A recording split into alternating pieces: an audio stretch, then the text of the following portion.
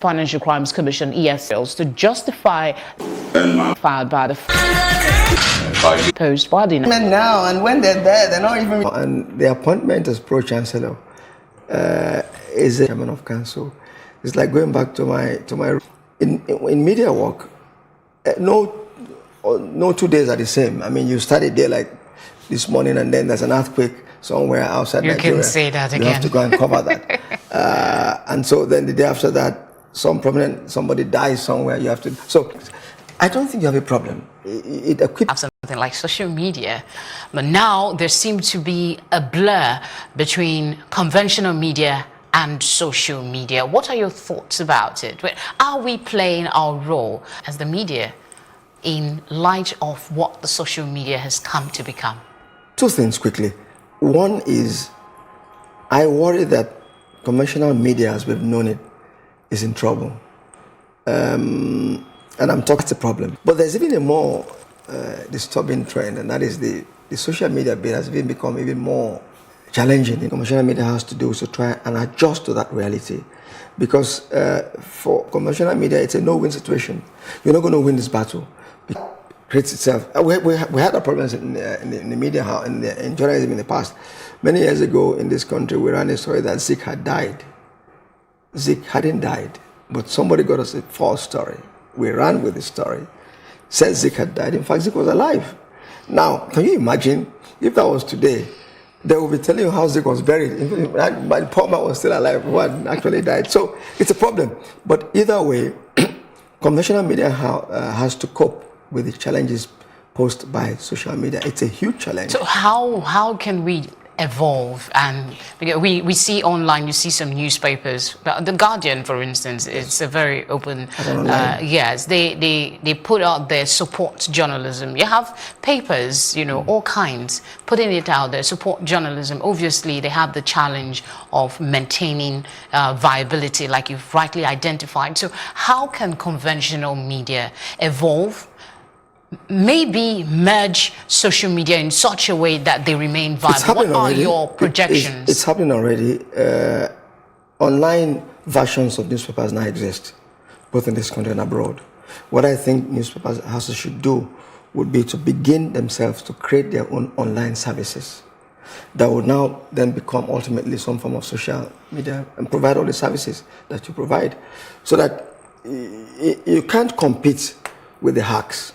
But you can compete with a form of social media that apes what we do in conventional media, so that the Guardian has its own newspaper, but you have that online version of it. You can read it. It does more than that.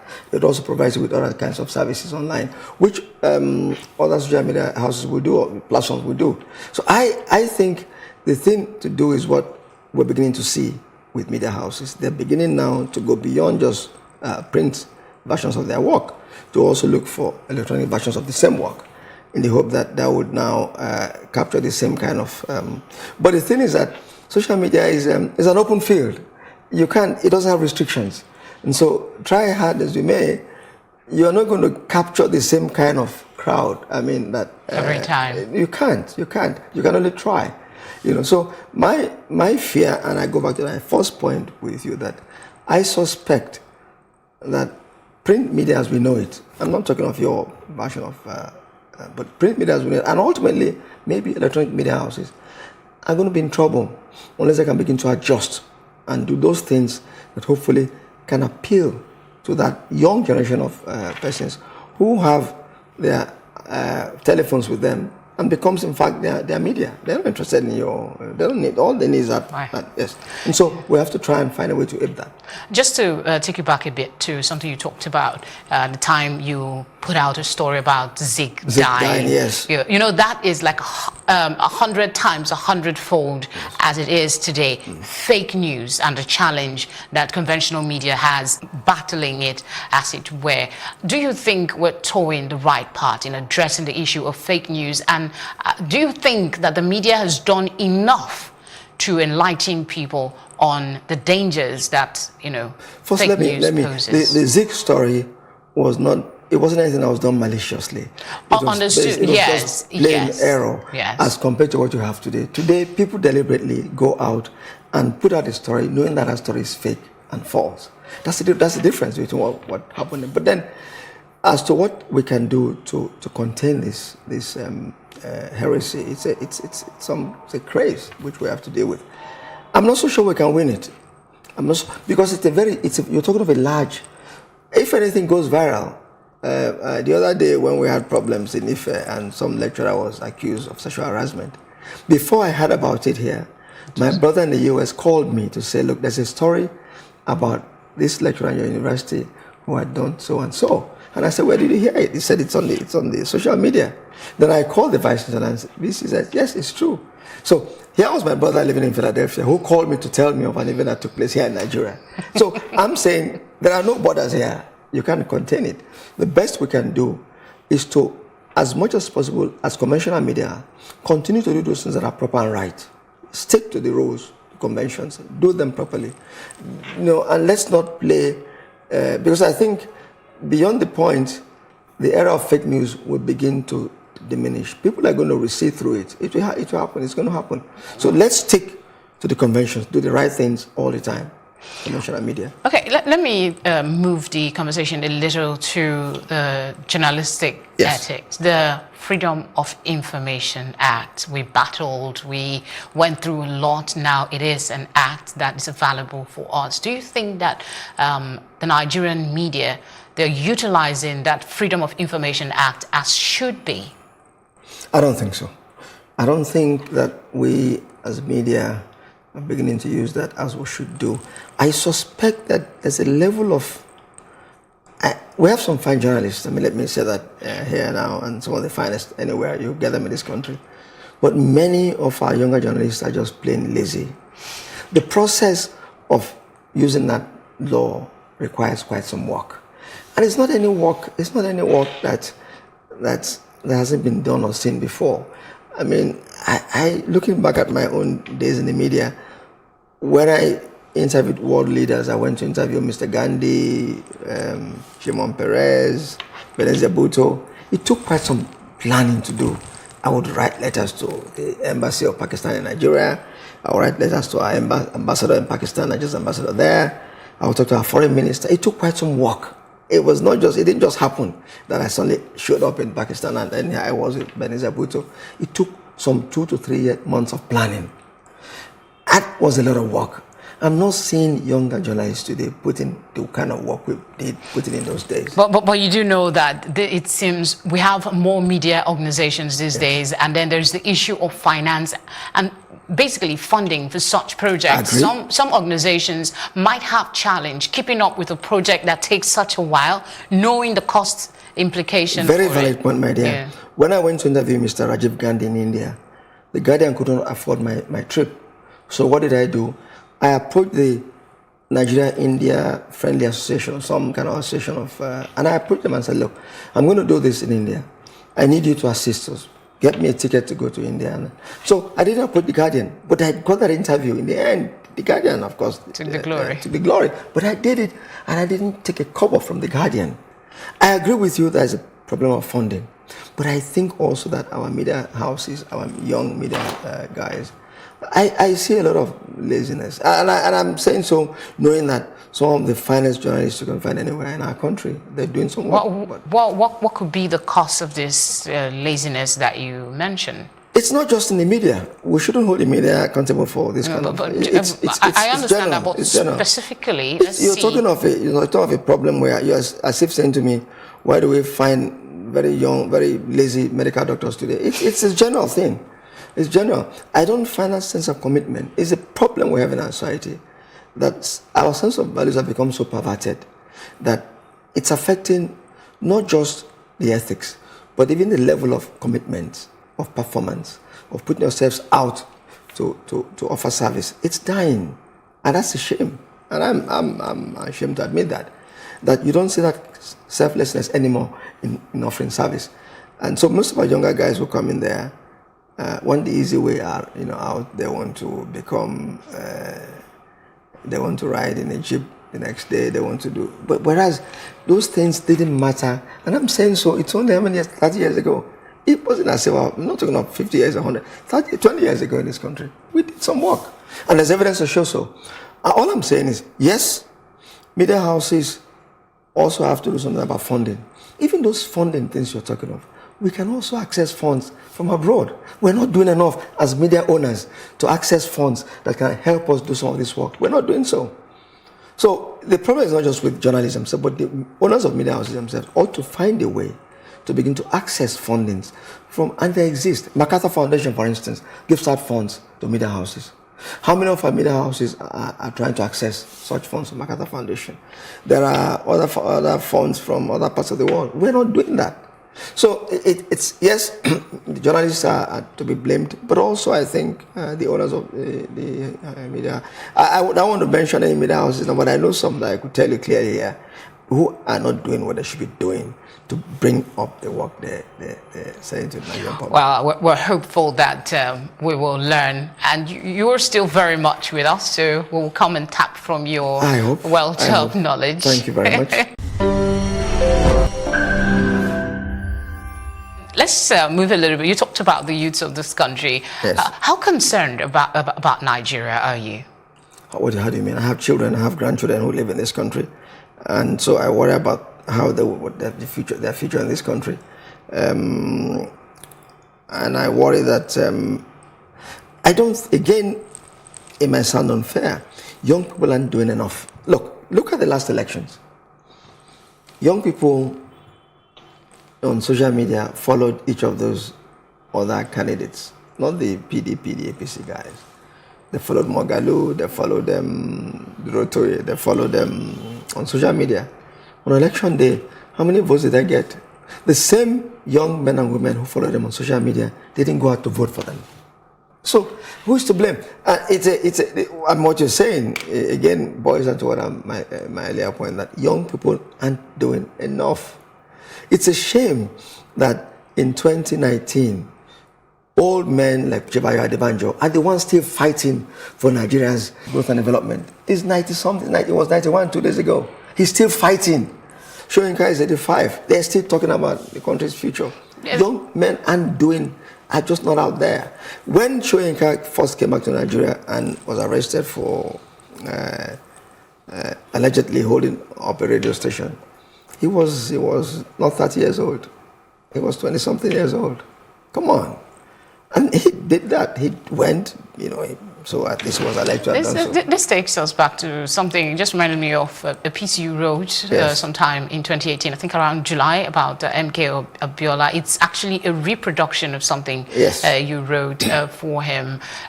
Considering what goes with his name when you talk about democracy in Nigeria, what are your thoughts about our democracy, where we are now? We just had an election, and we're still reeling from the impact of that. So on a general note, what are your thoughts about Nigeria's democracy as at 2019? I think, my dear, it's still work in progress. We have to admit that there are still lapses here and there which we have to worry about. A lot more can be done. And hopefully as things evolve, hopefully they will get better. I'm not so sure whether the last elections were an improvement on the one before that, the one that was conducted by Jega. I do not know. I don't have the facts before me. I'm only hoping that as we go through this process, things will get better. But something came across from these elections, and I hope that it's a lesson for everybody. Winning elections now will not be as easy as it was in the past. You saw what happened in some states where names like Saraki were toppled in what was supposed to be their comfort zones. Some places where people won the elections, it was tough for them in some places, as in Kano, for instance, as in, see what happened in Adamawa, for instance. Bindo's father was a big name in Adamawa politics, but he lost the elections, at least from what we... So there was one lesson here. It's not like old times when we just walked into a place and you won the elections. So now I think politicians have to begin to worry about how they perform once in office, knowing that 4 years after, people are going to go back there too. So whether or not the elections were rigged or not rigged, clearly you saw signs that the people's votes counted in some areas. And I think that's an improvement. It's not like it was the way it was, 20, 30 years ago. People are beginning to Say, look, get your card, go and vote, and let it tell your own story. And we saw that. So even if it's just that alone, I think it's fair to say that something has happened. But as I said to you, it's work in progress. Things will evolve with time. All right, let's go back to academia. Yes. I have so many questions to ask you about Nigeria, but we're time constrained, so I'll just go straight to your role as somebody that's been in the education sector in this country. When you hear comments like Nigeria's education system has fallen, what comes to your mind? Have we truly fallen compared to, say, your time as a student and the early days that you spent in the university and as a teacher? I think in certain respects, my days as a university student and as a teacher are different from today's realities. And in fairness, certain aspects of what we did then are just not there today. But then it's a different kind of age we live in now. Standards may appear to have fallen. I don't think it's as bad as people make of it. I think the problem we have here is that of funding. If you fund our system better than we're doing now, you get better results. If you go by the notion that some of the doctors we are training in IFE are going abroad and excelling abroad. So why is it that once we train them in IFE here, even up until a few years ago, they go through this training in IFE, then they go abroad and they become, big names. Obviously, therefore, something is right about the basic training, but we just don't have enough equipment for them to begin to show what they can do. And so once they're out there, they go across the US. So if you go by that alone, I think it's fair to say that, yeah, standards may have dropped in a few places, but we didn't have internet when I was an undergraduate. So students have access to far more information than we had then. A student can go online now and get access to all kinds of things. I know so much today about basic ailments of persons of my age by just going online and checking and reading all about it. That wasn't possible when I was a student myself. So in terms of the quality, things have there are differences here and there. But it's also fair to say that if you fund the system better in our country, the results we're looking for will begin to happen. The problem is lack of funding. And that funding is basic to the way our university system was founded. We were founded like British universities where government funded universities. The American approach is different. The American system is different. So what we need to do is to begin to, there must be a little paradigm shift in the way we view university funding. If we do that, it will change a lot of things. All right, before I let you go, you are 72. First off, you don't look it. Thank you very much. Very kind of you. Very kind. Seriously, you don't look it. Very kind. Your years as a media person and somebody that has been there, done that, what advice do you have for young Nigerians, particularly journalists in this case? I happen to be one, so I'm very interested in it. It's the same advice that I give any professional. Just do the right thing all the time. Do the right thing all the time. Don't cut corners. If you do the right thing all the time, it might take some time, but the results will show in the end. Don't try to cut corners. Don't try to play smart, but make sure that you're on the right and proper path. If you do that, you can't go wrong. I can say so for myself, but my career as an academic and my work in the media and my business today, do not cut corners. And that's the advice I'll give to anyone. And for me, it sums up the challenge we face in our country. Too many people want to cut corners. They want to do things. They want to run before they can walk. And that's a problem. I see that, with young people. And because people don't see enough security for themselves in their future, in whatever they do, whether as teachers or so, they're looking beyond and saying, when I retire, there's nothing for me here, and so why don't I just quickly? So that's why I say it's a much larger problem. You have to look at that global picture of how do we ensure that persons who work in whatever they do can ultimately, when they retire, get some kind of benefit. It's a big question you're asking me. That would take a whole series of interviews. I know. But my answer to that question is do not cut corners. Just do things the right way. Thank you very much, sir, Very for kind of coming you. on One-on-One. It's Very been a kind of pleasure you. talking Thank with you, my dear. Very kind of you. Thank you. And that's it. Thank you for watching One-on-One today. More episodes here on Plus TV Africa. Stay tuned.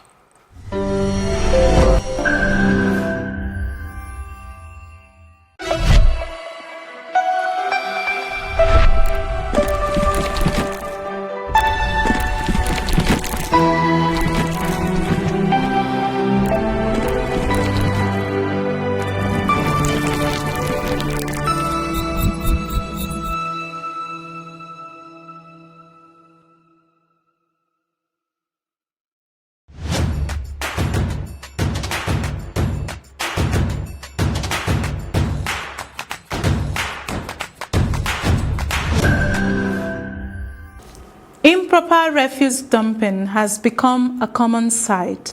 Elegant edifices, beautiful streets marred with the ugly sights of refuse. What is the right way to go? Well, if you ask me, dispose them off properly, I would say. We shall call him Abdullahi.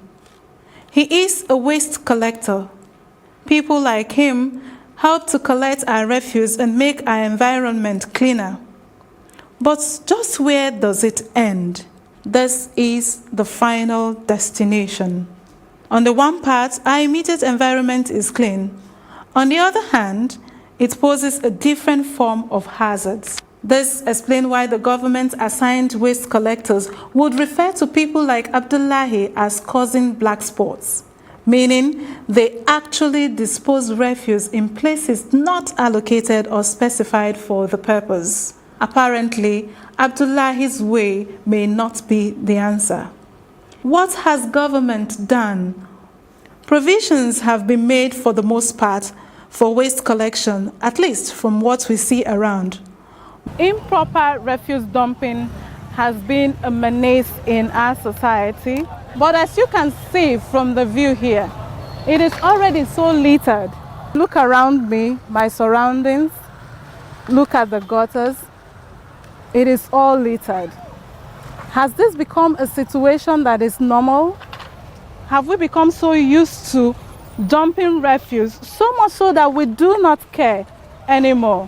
So now, some big men, they are from far away, they are throwing the dustbin here. It's not only people are living here, many people are putting dustbin here. So I don't know why they are not more working here again. So please, I'm begging you people, should beg them to come and continue their work. This refuse here is very causing a lot of problem. At least the waste bin there, I don't know why they take this waste bin out of there. Anybody want to come and throw that, they will put it there. And it's not good. It's for our heads. Look at where they are selling food. At least we will be hailing different type of disease everywhere. And it's not good, and this will cause sickness in our body. Look at children all around everywhere. Understand? So we want the government to do something about it. See for all the street, everywhere mess up, everywhere they smell. See the waste bin and see dirty, they no fit come pack am. Government no dey help. It's not good now. What we cannot say is, why is it difficult, for instance, for someone to do this? I use this and do this. It is simple. Why are we not caring for our environment? Why are we not caring for where we live? And even by extension, our health. Is it a problem of society? I do not have the answer. Amaka Okoye, Plus TV, Africa.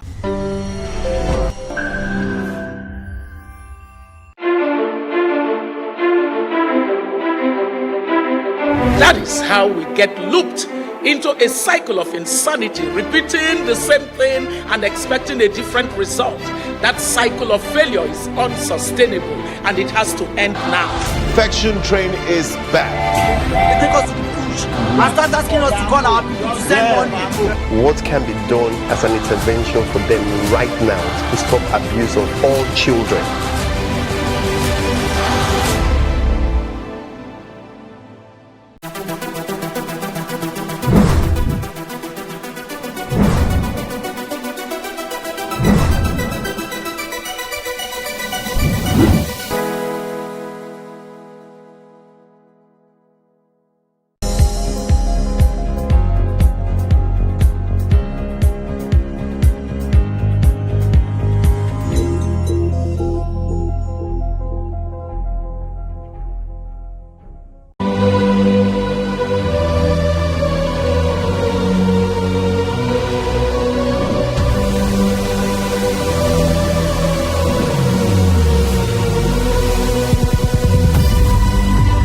we do not understand, we will stigmatize.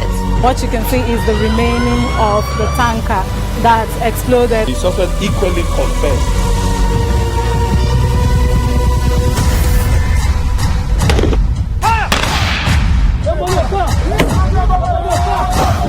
A 500 naira they collect am. If you no talk, dem go beat you. Na 2,500 I dey pay.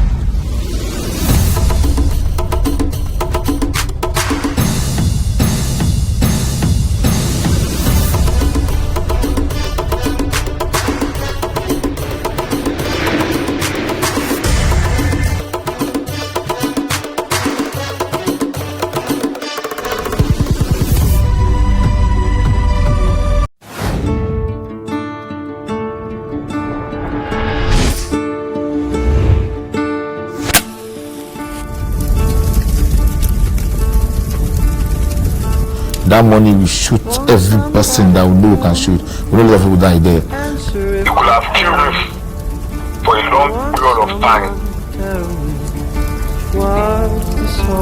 So that time why I carry gonorrhea. I first go hospital first, but it no go. Now I come make that mama. He just pulled it, he pointed and shot.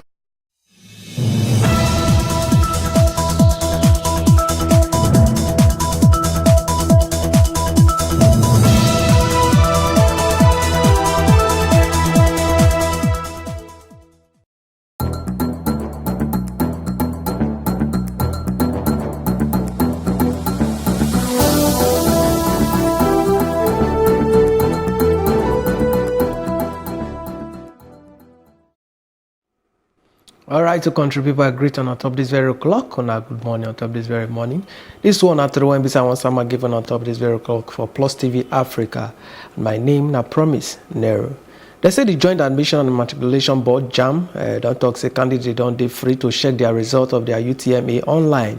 The board Oga Media and Information, Dr. Fabian Benjamin, talk this one on Wednesday for Lagos. As he take talk, he say now that kind of 1.5 million candidates when be say they sit down for the board in the 5 tertiary matriculation exam UTME, if check their result, and they go use the result check code 55019 as they file the report. We now go remember say the board on Saturday May 11 talk say they don't release the result. Now, like 1.8 million candidates registered for this year UTME. Governor Rochas Okorocha of Imo State don sama accuse give the national chairman of the All Progressive Congress, Adams Oshomole, and other of the party say they tell the Economic and Financial Crime Commission and other law enforcement agency may they arrest and detain them. Okorocha talk this matter for the two separate fundamental right enforcement suit when they filed before the Federal High Court for Abuja, and he can say they don't tell the anti-Wuruwuru agency make the arrest and keep him for detention as soon as he hand over as governor on May 29. He say he received like 25 invitations from the anti-Wuruwuru law and enforcement agencies and the investigation of project when we say the state government do for one bit to find some material when we say they go take whole arm of and say he guilty of Wuruwuru palava na in the condo. The Senate 21 out of the 27 lawmakers of the Imo State House of Assembly on Wednesday suspend the Speaker, Acho Ehim. The suspension of the Speaker come after I carried the maze run, and as well they read the letter of lifting of the suspension when the state lawmakers last week placed for the 27 local government chairmen. The lawmakers don't quote order of 15 of the House rule when we say give power to lawmakers to contribute to palava before the Speaker rule. But him say no lawmaker fish shook mad for the matter. The 21 lawmaker come sharply and Nashi Neduofo on Umo as Action Alliance as the Speaker of the matter. They still announced the suspension of the majority leader of the House, Lugado Suji, and also they elect Lloyd Chukwuemeka Owerri North for in place. The Speaker actually him when they say they suspend for one bit of frustrator, a colleague made them no remove him. They tell him say he aid make them switch off the generator when they say they supply electricity go the complex. But the lawmaker can still go pursue the two principal officers. The Ekiti State House of Assembly on Wednesday don't come out the suspension when they put for the before Speaker Kola Olawole and 4 other lawmakers head. They called the lawmakers back during the plenary when we say the Speaker Oga Adenira Lagbada stand as head. Those people when we say they call back now before Deputy Speaker Oga Shegun Adewumi, Oga Biola Jeje Idosi 2, Oga Adeshina Nimasheun Ekiti West 2, and Mr. Dare Pelemo Ekiti East 2.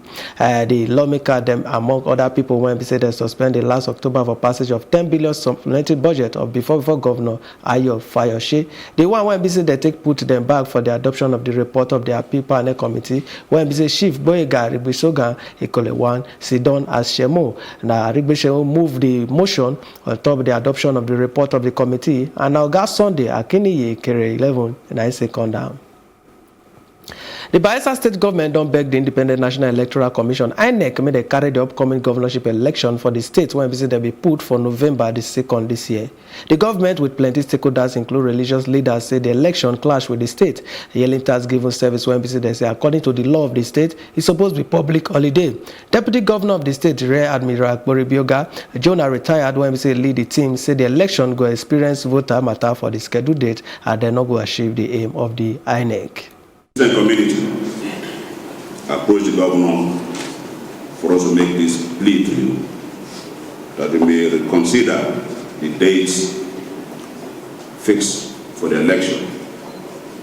We're also concerned that if it is fixed on that day, it could possibly even affect turnout of voters. We want every person to be in election mood and come out to vote en masse as would be required by INEC. Any other day that they fix would not clash with this day would be good for us. So it is actually a plea that we are making, that the people of Bayelsa will also feel that their wishes are also respected. The state government has appealed to the commission to reconsider the date for this reason. The Speaker of the State Assembly, religious leaders, and other stakeholders made similar appeal to the commission in writing. Today, all the stakeholders are here to further reiterate their appeal. Your Excellency, we have listened to you.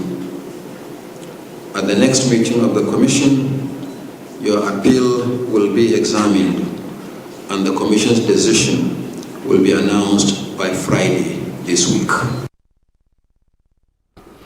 The Presidential Election Petition Tribunal don't carry their sitting go May 22, 2019 to hear one application when the People's Democratic Party and their presidential candidate Atiku Abubakar filed.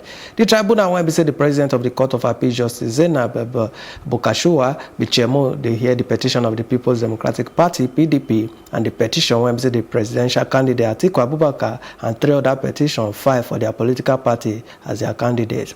During the sitting on Wednesday, the PDP lawyer Oga Levy Uroku asked for 110-minute chamber hearing alongside the lead counsel of the party for the suit. But after 135-minute stand down, Justice Zainab Bukashukwa asked Oga Uroku say make it shook mad for the matter when they say raised for the chambers for one open court because it already did the public domain.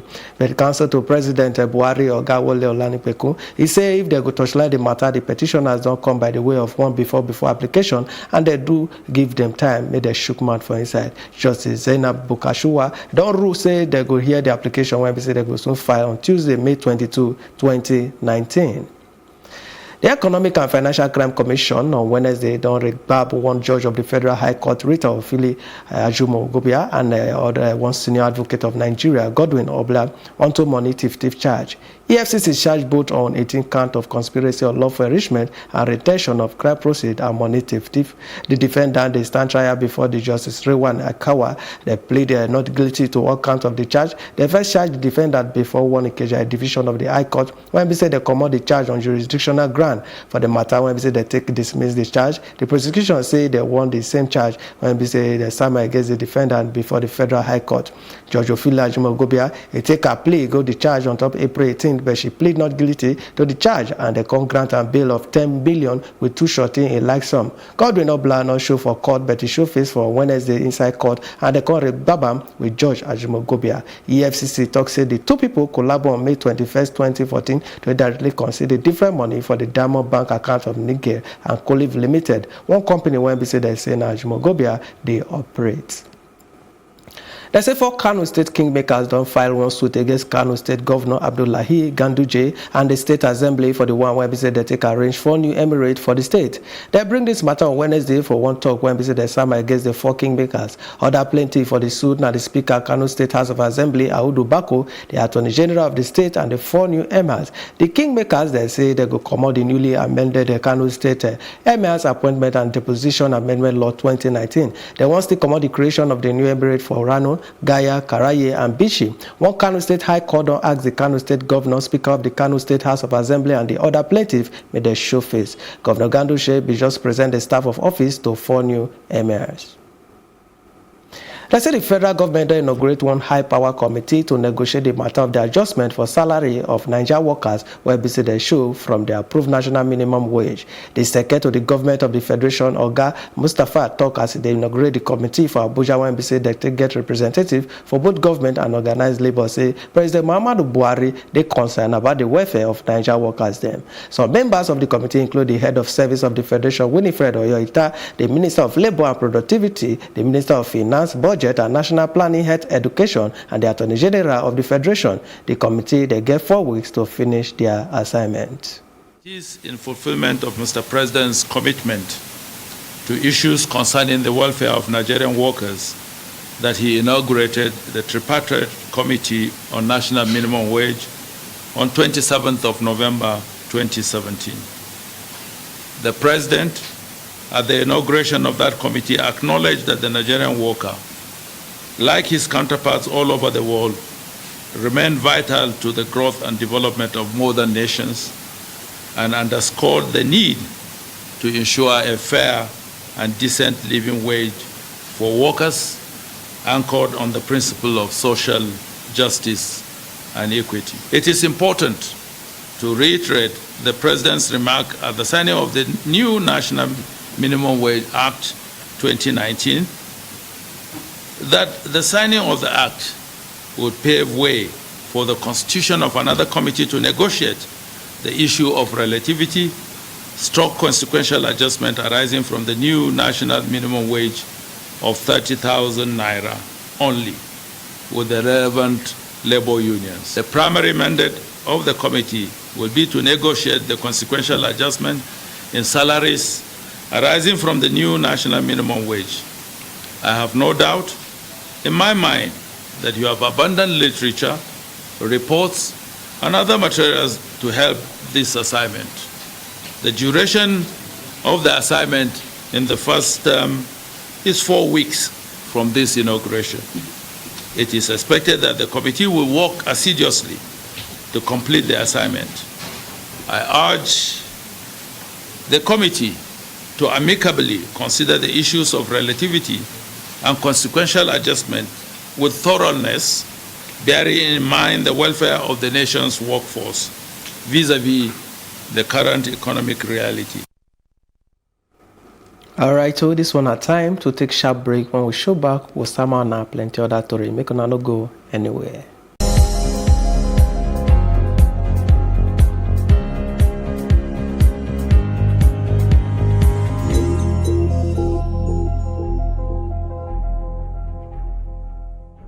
Open accounts. Get a lot of millions promo is back again, and this time it's bigger, better, and life-changing. Save your way to millions faster than you think. Open any Fidelity account with 20,000 naira, or top up your existing account with 10,000 naira, and stand a chance to win a whopping 1 million or 2 million in our monthly draw.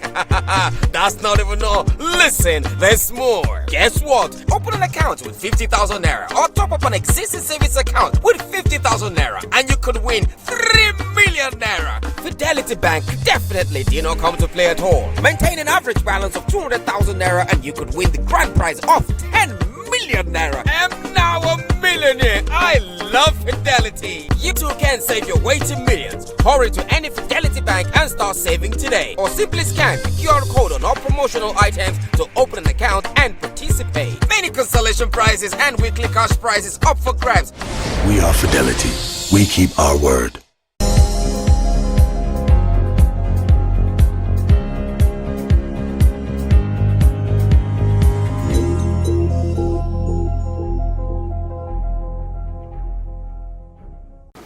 people when be say that they do will not go gree waka for Sudanese capital does sitting reject one yarn by the Transitional Military Council to stop the current negotiation after the big when be say start on Wednesday, May 15.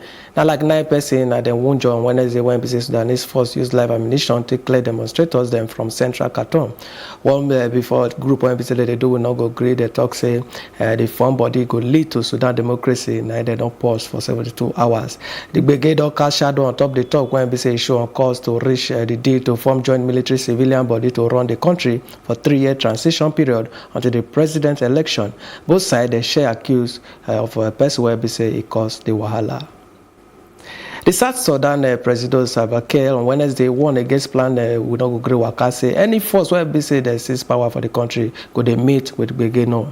For the past 2 weeks, one new group where be say they call themselves the Red Card Movement or they circle themselves on top the corner line for we not go gree waka on Thursday with the hashtag Kiir must go and South Sudan uprising with organizers them appear to the stay most for our side. The movement appear to the ginger by the street people when be say they do will not go gree for close Sudan when be say lead to the matter of the veteran president al-Bashir Omar matter. The United Nations on Wednesday say that near 70,000 people don't they displaced as a result of clash inside the around Tripoli, the Libyan capital. UN talk person Stephen Dujarric quote the report where the International Organization of Migration IOM release say 100,000 others now them think remain for the frontline areas as the condition they go down. Dujarric says some 3,300 refugees and migrants they trapped inside detention center when they say they already they exposed to or they close to the area when they say that they fight. To get food, water, and health care, they tied for facilitate them as a result of the Gbege. Libya don't they inside Wahala since the death of their longtime leader, Colonel Muammar Gaddafi, inside popular Arab Spring of 2011. The news will continue after the shaking break.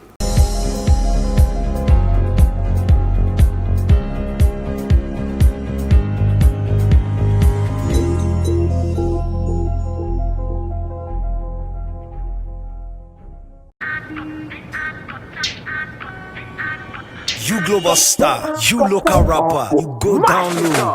You swag, you go blow. Yeah, making an Afrobeat. You bring the heat, you boom. You the coolest kid in Africa. You shocky, you dab, you hustle. You the voice of the streets. You Afrobeat.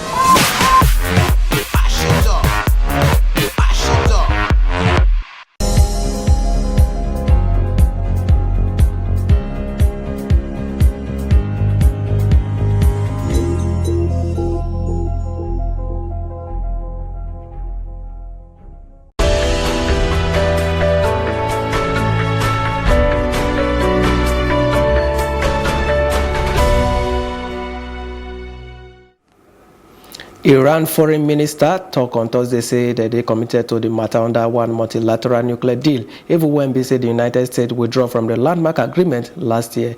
Iranian foreign minister Mohammad Javad Zarif, he said the U.S. escalation of sanctions no follow at all.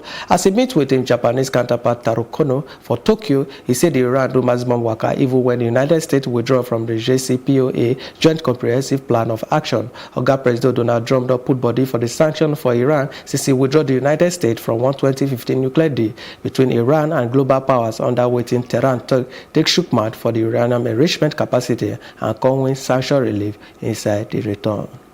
I'm very happy to be here at this very difficult time for our region to consult with you on the situation in the region. We believe that escalation by the United States is unacceptable and uncalled for.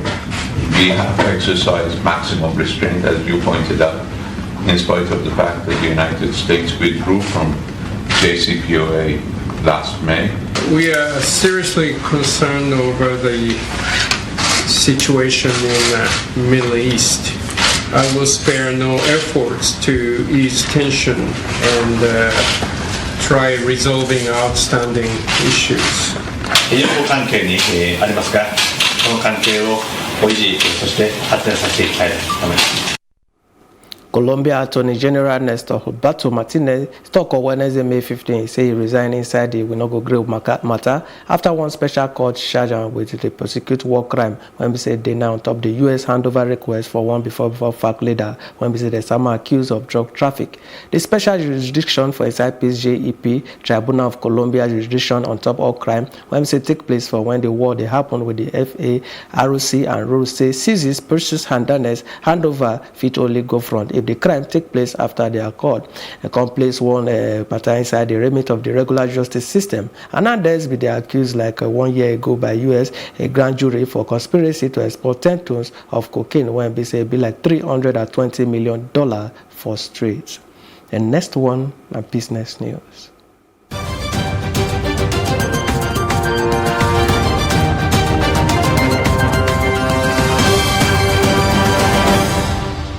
People when we say the sabi on top international trade on Wednesday talks the imposition of tariff on goods when we say the import from China will get negative impact on top the United States and the rest of the world. Brian Peck, director of the Center for Transnational Law and Business, University of Southern California, talks said the U.S. consumers and business go need to pay for the additional tariff where we say the United States don't impose on top goods where we say the import from China.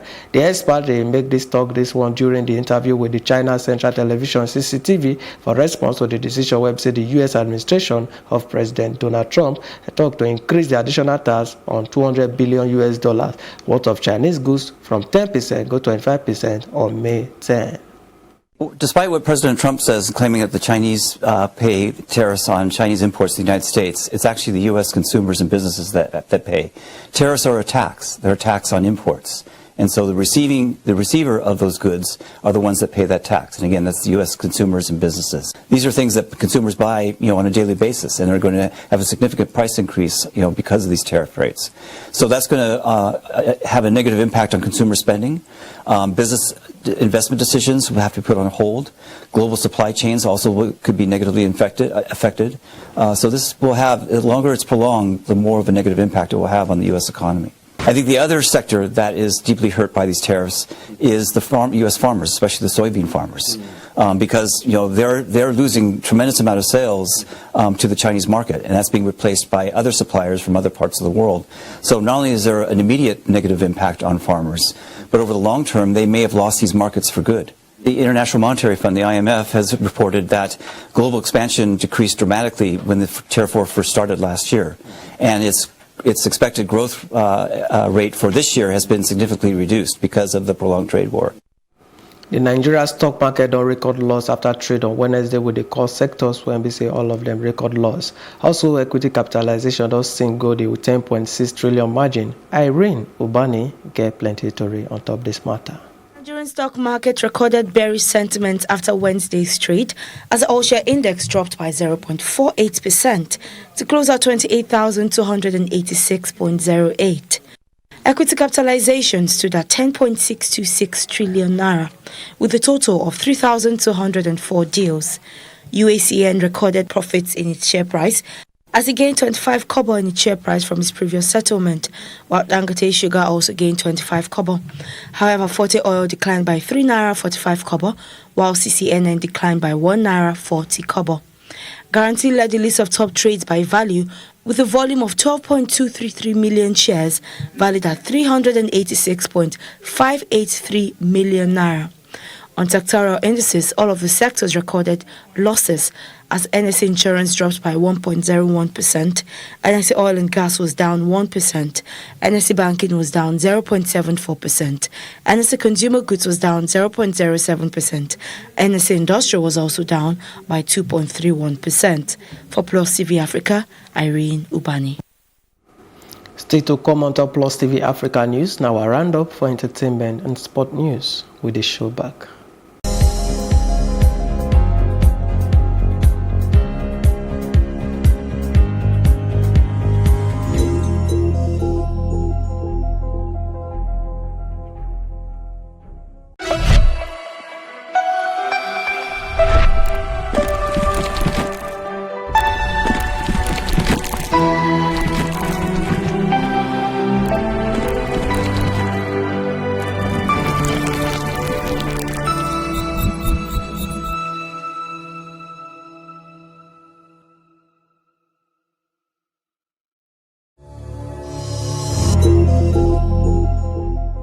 For inside entertainment, they say the film won't be on the wait since sci-fi series Black Mirror will start their 5th season of technology for paranoia from June 5th.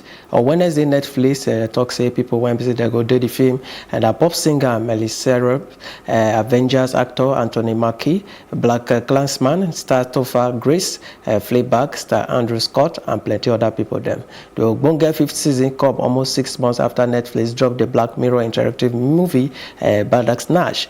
Story detail for the 3 episodes they on that wrap. Black Mirror talk the effect of the advanced technology for the modern society. That now what we will get on top entertainment. The next one, na sport.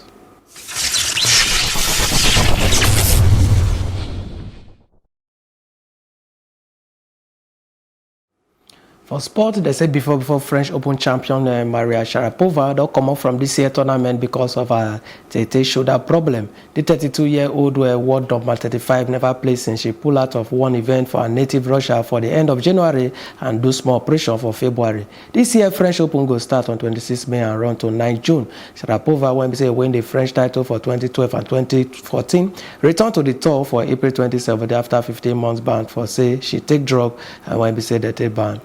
She reached the French Open quarterfinal last year, lose 6-2, 6-1 to third seed Gabin Muguruza. For the opening Grand Slam of the year, the Russian lost to Ashley Barty for the round of 16. And I do want to say that they joined us for Inside Plus TV Africa story for this very o'clock. For more information, you're going to follow us for Plus TV Africa on Facebook, Twitter and Instagram, and it will make sense if you subscribe to our YouTube page at Plus TV Africa. We go see the salmon and plenty other to read them as they go. And for now and forever, my name na Promise Nero. I thank you when this one to join us today. Make una get better day. Una, well done.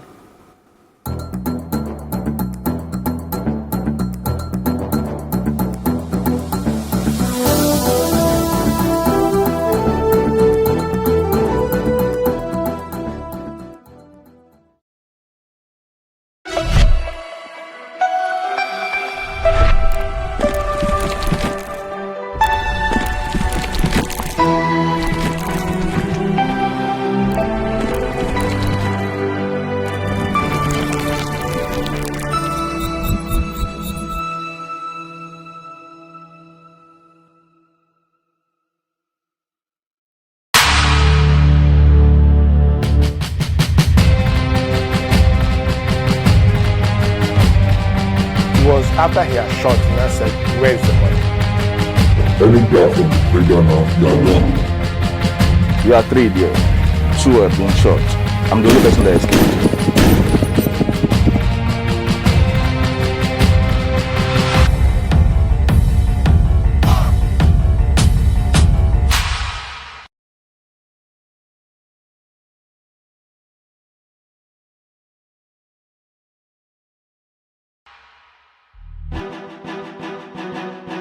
Some say there is no balance in life if there is no good and evil, light, darkness, victim, attacker. Speaking of victim and attacker, have you ever been a victim of a violent crime? Or even if you haven't, I'm sure you've heard stories or even seen movies that depict violence or reference of some sort. Statistically, one of the most common tools used in a crime is a firearm or gun, Glock, rifle, 9. Whatever you choose to call it, this tool is responsible for majority of the violent crimes in the world. Just take a look at this statistic from the Nigeria Data Portal. You can see straight away the impact of gun crime around the world. Fortunately, Nigeria does not make this list, but this doesn't stop what happens underground. On Code Red, we go underground with one of our operatives to explore that different world you only get to see in movies. We meet with gun dealers, gang members, and some of the victims that live to share their story. It was after he had shot, and I said, "Where's the money?" Welcome to Code Red.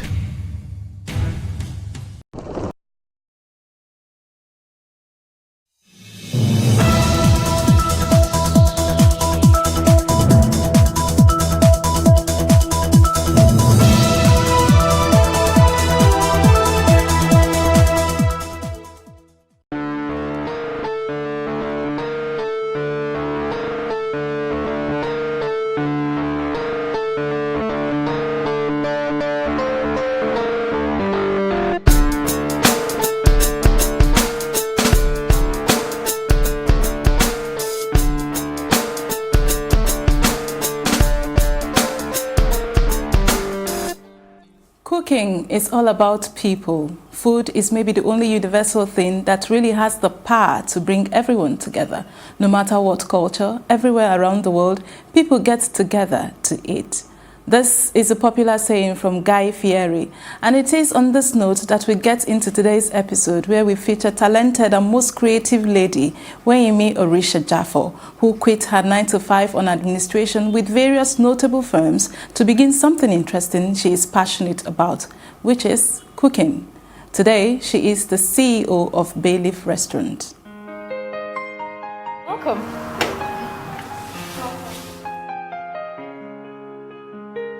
So my name is Wayemi Orisha-Jaffo. I studied finance and economics to the postgraduate level. I worked and lived in the UK for many, many years, and I moved back to Nigeria in 2012.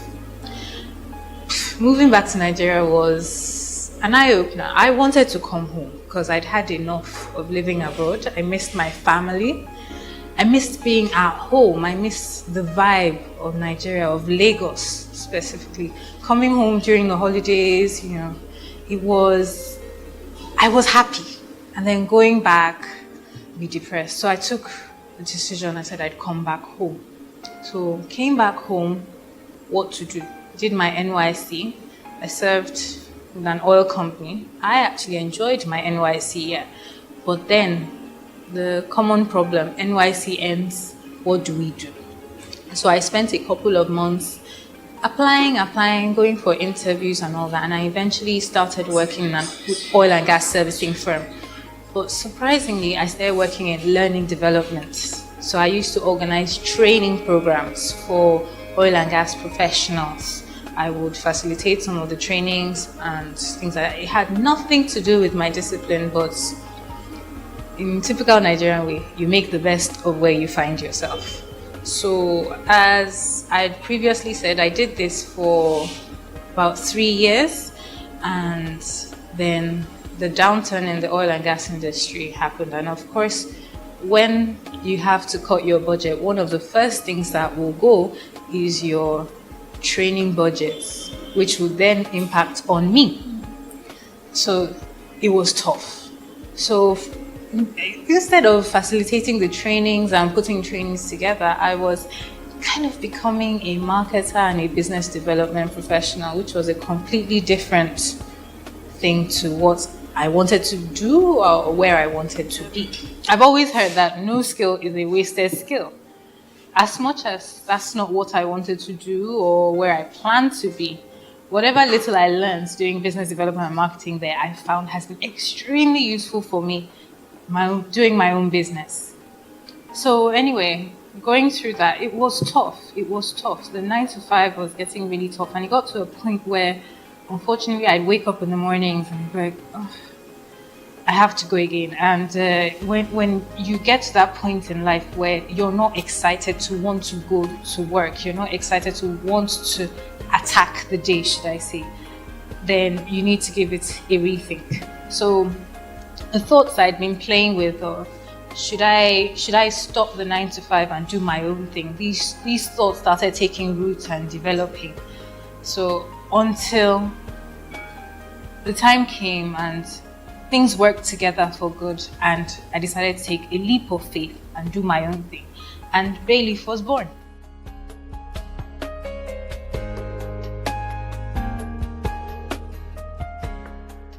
My greatest joy is here. I love seeing people happy when they've eaten the food, especially new customers who come in and they're doubtful because we're just a small business. Not a lot of people have heard about us. And they come in and you sell to them and you say, just give us a chance. And then they eat the food and then they come up to you and they're so happy and then I'll be back. That actually gives you joy. Like, yes, it's worth it. It's completely worth it. No matter what the challenges are, it makes it worth it. They left here with a smile. They acknowledge that the food is not generic. So that is a joy for me.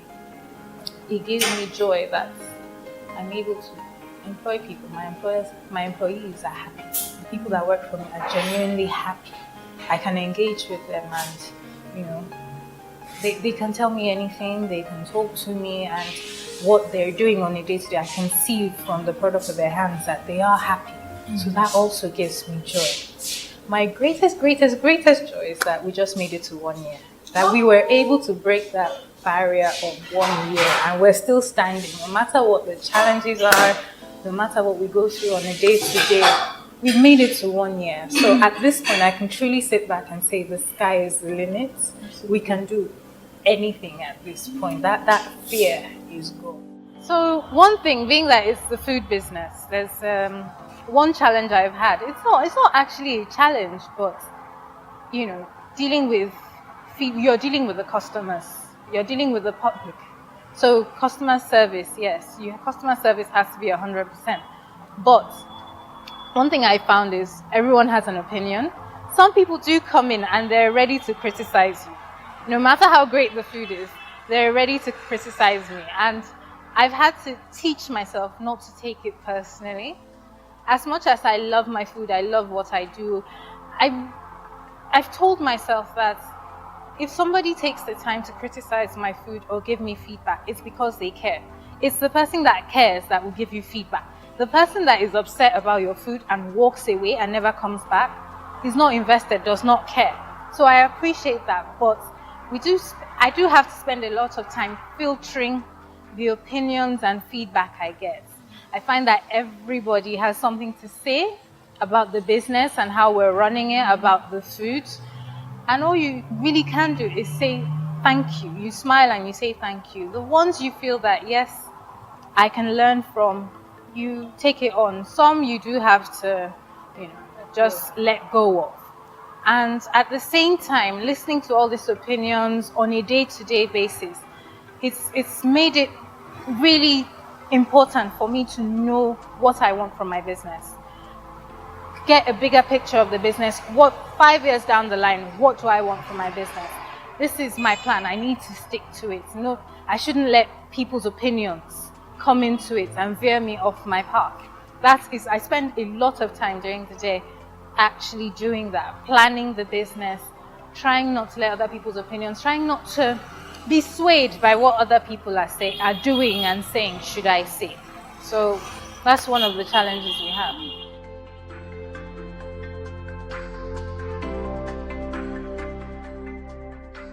So I just asked someone around, a friend that works in IRS, and recommended this place. And then ever since then, when you're getting premium products for not so premium price. So that's what Bailiff is all about. So I mean, because if you sell this somewhere else, you probably get charged double or another 50% more than what she's charging. But so getting premium food for not so premium price. So I think so. I feel like, okay, yeah. So that satisfied me. Actually, if you try the chicken, I mean, it's awesome. It's like off the chains. The fried rice, the jollof rice, the meat pie, yeah, and of course, fada, everything you have tried. So also coming here is from business sort of like if you look at this was supposed to go for. I have a presentation today, so this was to go for people I'm going to talk to. So ever since then, I've been loyal to them and. Never for one day I've ever disappointed. Always on time, delivery, rapport, on point. That's why I would call away me. I forget his Bailiff. So we have a personal relationship now, still on business, within the limits of business. So very good one. So you all should give it a try.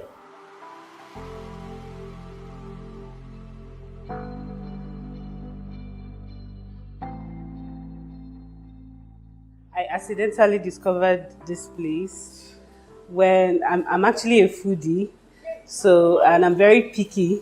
So one day I saw this place, like the building, and it was really beautiful. And I saw the first thing that attracted me was the graffiti outside. I was like, okay, what happens here? Okay, let me find out.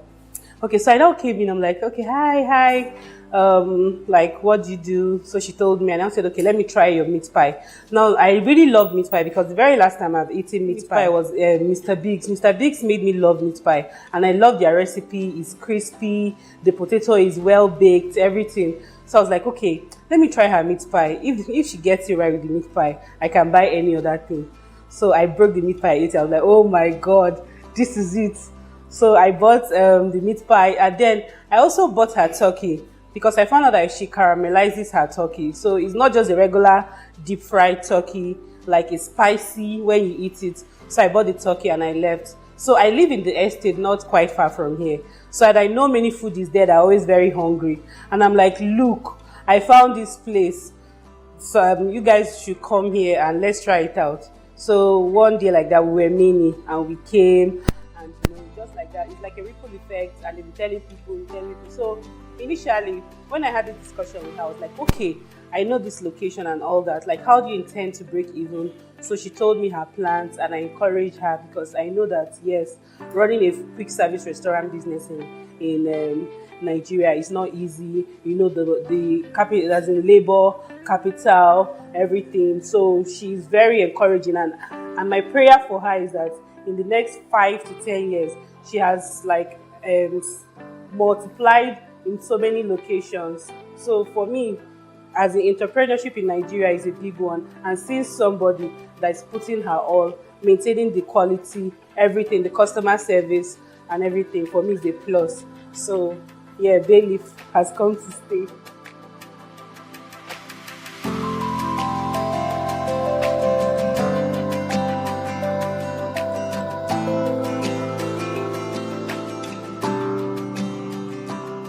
My business challenges, I will tell you on a day-to-day, it's just, let me just say, power. Power is my main challenge. Sometimes I sit there and I imagine, what if power wasn't an issue? It will make life so much easier, because what it costs to run a business, especially a food business, I basically need power 24 hours a day. Reliable power, constant power. So I'm having to spend a lot of my capital buying diesel, buying petrol, servicing and maintaining generators all the time. Even when we're short, I need to run because I have stock in my freezer. So power is a main problem for me. Apart from that, I would say personnel, finding the right people. It's absolutely heartbreaking that sometimes you get amazing people, they stay with you and you train them in the way you want them to be, and then they leave. What do? You just have to keep at it. But power, personnel, yes, I will say sometimes the bills. Apart from that, yes, we have to pay our taxes, pay your taxes. But when you've had a month that is not as amazing as you would like, it's pretty painful to have to pay your bills at the end of the month, but it has to be done. Yes, it sounds. I do have a passion for cooking, and I cook a lot. Right when I was in uni, a lot of my friends used to come to my house to eat. So it's always been something I loved to do.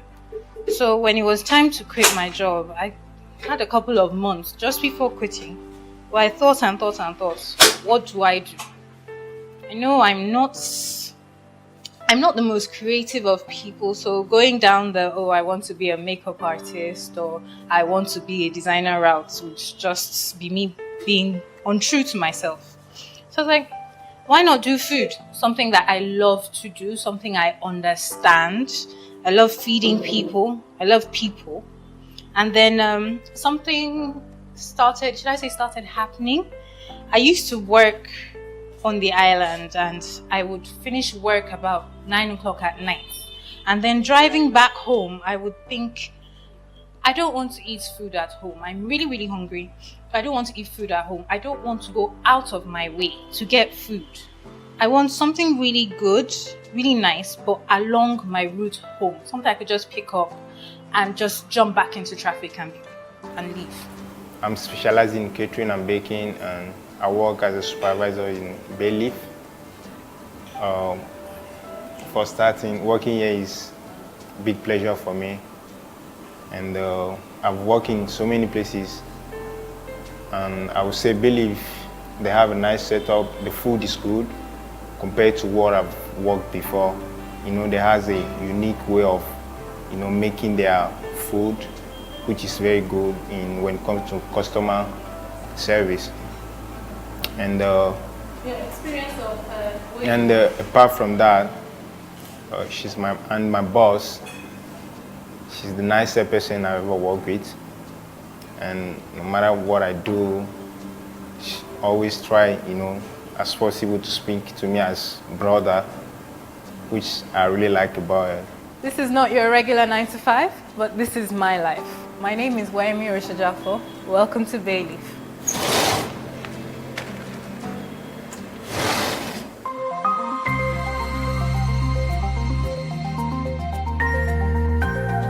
Still here on this episode, we bring you the compelling story of Bruno Oraihinang, banker turned barber. After many years in the banking sector, he is now the proud owner of the famous Bruno's Place and have several branches around the country and abroad.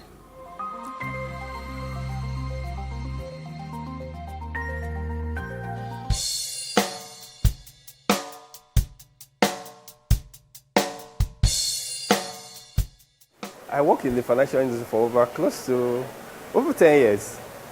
Over 10 years. But there was a point when it became so tough in the bank. It's like they were trying to, just because they had to raise capital and all that, the targets started increasing and increasing. And there were a lot of pressure, and all that. So, and the bank, banking sector were trying to also downsize, just to cut costs. So it was at that time that I was asked to resign. But one interesting thing about when I was asked to resign, I always say this, about 3 of my colleagues were asked to resign alongside with me, but many people were asked to resign, but 3 of my colleagues died because they couldn't handle the shock. But see, today I'm alive. I'm giving out jobs to people. This business was born out of necessity. I wanted to do something that put food on the table. And the only thing that occurred to me to do was, set up a barbering salon. And I didn't know any jack about barbering salon. So what I did, I started a small place, and I employed people just to be doing the job because I wanted something that would just give me money. You are coming out from the bank, no job, but I needed something that I would do that would give me money. So that's how this thing started. Well, here, it's quite different. I could remember when I was working in the bank, you have to wake up 4:30 in the morning, and because you want to, just because of a hold up, you don't want to get caught up in the hold up. You have to leave your house early just to get to work. Let me give you a small story. There was a particular day, that usually those days when I was going to work, I don't wear my shoe. What I do, I wear slippers because I was going to drive. So that this particular day, I stopped by the kitchen just to drink water. Then after drinking the water, I entered my car. Because I was rushing, I got to work very early, stayed inside the car, I slept for some time. So when it was time for me to get inside the office, I remember that I didn't have my shoe. I forgot my shoe where I was drinking water. So I had to rush back, I rushed back, I made it. But when I was coming back, then I saw the traffic.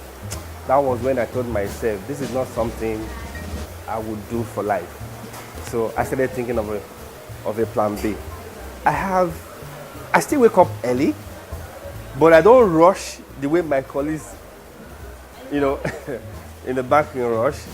But I have my time, I have my freedom, And here, when I was working in the bank, I was enjoying the money, I was getting the money, but I was not getting the satisfaction. But doing this, I'm getting the satisfaction and I'm getting the money. So there's a balance.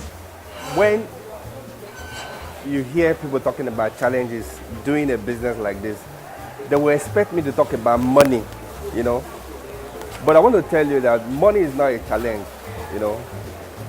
when it comes to doing a small-scale business. I will tell you why. One other challenge too that also people worry about in this business too, staff that are mobile, they don't stay, So to me, it's not really a challenge because I find my way around it. I've always believed, before working in the bank and while working in the bank, that people don't really buy what you sell. They buy into you first before they buy what you're selling. So before you go into any business, before you do anything, you have to take time, first of all, to work on yourself. You have to build your personal brand. You know, if you build your personal brand very well, you will attract money and you will attract people. That is what worked for me. You know, when I was going to set up this business, this is the mall. This is the most expensive mall and the busiest mall in this country. This is the Ikeja City Mall. You know, to set up a salon in the mall, and this is the first salon in the mall in this country, you know, is a lot of money. Do you understand? But because people saw the way I was going about it, they saw the way, you know, they saw my personal brand. When I started it, I was dressing just the way I was dressing to go to the bank was still the same way I was dressing to come to even the small place that I was using inside somebody's shop downstairs. I wear my suit tie, pocket square, doing hair. I wear designers doing hair, and people were wondering, who is this? You know, so that one alone put crowd. That one alone, you know, put people, you know, who helped me at the initial stage, and at the same time, some of my staff, they were challenged because they've never seen something like this. So that was how I dealt with all those challenges. At the initial stage, I got people to give money to study, you know, but within a period, I paid back, you know. So I didn't use my money to start it, but I used what they called OPM, other people's money, just because they believed in my personal brand. Major challenges I would have faced, I dealt with it before starting the business. For instance, I knew about the business. I didn't just start it just to make money. When I started the business, I got a private teacher who taught me for a whole year how to braid, how to barb, how to do all kinds. I knew the business, not just the skills. I also went to understudy somebody who was big in the business. You know, I picked somebody who was big in the business. I stayed under the business for a couple of years so that I can get to understand the key success factor behind the business. So when I started, you know, I was doing so many things at the same time. I was doing branding myself. I was doing accounting myself. I was doing cashiering. You know, I had the basic knowledge. You know, I knew about barbing. I knew about fixing of hair. I knew about retouching. I knew about doing. There was the time I was doing DD. You know, so I know all the basics. You know, there was a particular thing that happened. There was this lady, a staff that I got. So she was making a hair for a customer. So I was trying to correct her. So she felt offended and she left the hair halfway. And she left. Just imagine I didn't know how to do the hair. What would have happened? It would have been a challenge, but because I knew how to do the hair, I was able to resolve the situation. So that's why I say most of the challenges that people have when they want to start business, you know, because I was prepared for this, you know, I was able to deal with it. Bruno's Place is more than a salon. People see Bruno's Place on the surface level as, you know, a place where they just come and make their hair, but it's more than a salon. This place is what I would call a school. It's a school. Because in Bruno's Place, we have 3 departments. We have what we call IAS. We have what we call the IAS, Integrated Apprenticeship Experience. Here we emphasize more on the skills, you know. That's the type of work that we do. The fixing, you know, the cutting of hair, the pedicure and the manicure, the nails and all that. You know, we don't really stress much on the skills because anybody that's working in Bruno's Place has basic knowledge. But what we emphasize at that level is standard. You know, we want to be a reference point to every other people out there. You know, so that's why we stress more on the standard. Then the second aspect of Bruno's Place is we call it the IAX 102, where we get to teach our staff, you know, about the vision, you know, the purpose and the mission, you know, of what Bruno's Place stands for. You know, those days people used to think that this kind of business for dropouts, you know, is for people the less privileged, people who are looked down on. But we decided to turn it around because I find that there's a difference between schooling and education. I feel very happy, I feel very excited, being an employer of Labour. You know why? Because I was asked to resign, and 3 of my colleagues died. But today I'm alive, giving out jobs. Now I have over 100 staff. I'm always looking forward to the end of the month because that's when I get to see the smile on my staff faces when they get to see the alert. The plan is for us to expand because we have a prototype now. Just imagine you have a bonus place in 36 states. If with 2 branches we can employ 100 staff, imagine the number of people we're going to employ. The truth is not because we want to make money, because we want to give jobs out. We want to give jobs. It gives me joy, I have the opportunity, to transform lives, and to add value to people. My name is Musa. I work as a barber in Bruno's Place. I started Bruno's Place in Abuja 2017. Then I was earning 45 to 50,000 naira. But as for now, I earn more money than what I earned before. And I'm really happy working in Bruno's Place because it's really transformed my life. My name is Abisola Shakira. I've been working in Bruno's Place for the past 5 years now. And since then, when I was working in Magodo, I wasn't able to school then because I couldn't have enough cash to run myself to school. Then from there, since I got here, I was able to school. I got married. So far so good. Mr. Bruno is a good person.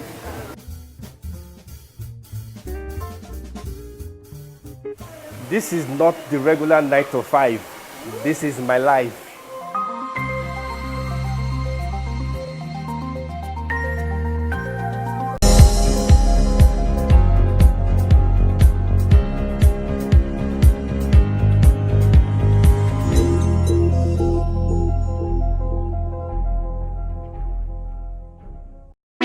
Hey, what's up, guys? You're welcome to another edition of Plus Event, and I remain your host, Ifeoluwa Oshukeye.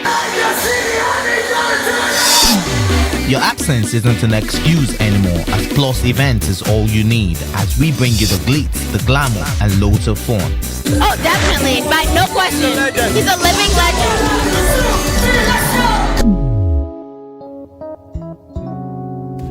Oh, God forbid, Holy Ghost fire, I know. I just want to be blown away. I want to be wild. This is 11 years of doing it.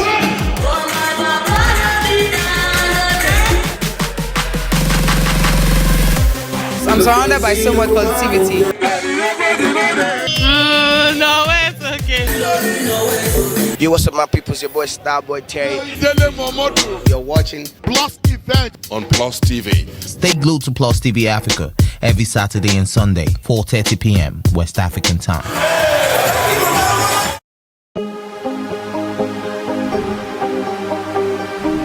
This is it for upcoming artists to blow in Nigeria.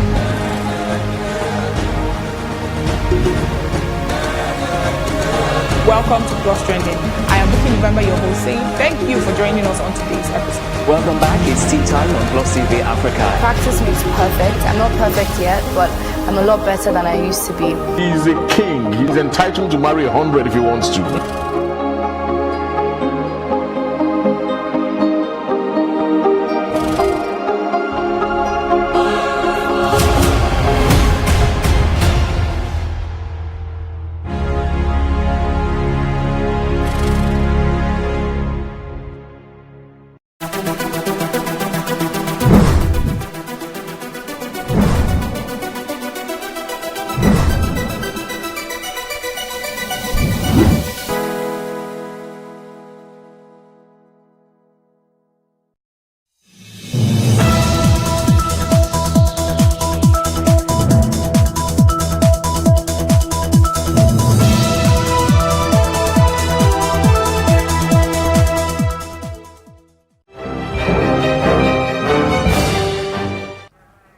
Many thanks for joining us. You're watching Plus TV Africa. This is News on the Hour. My name is Felicity Ezewike.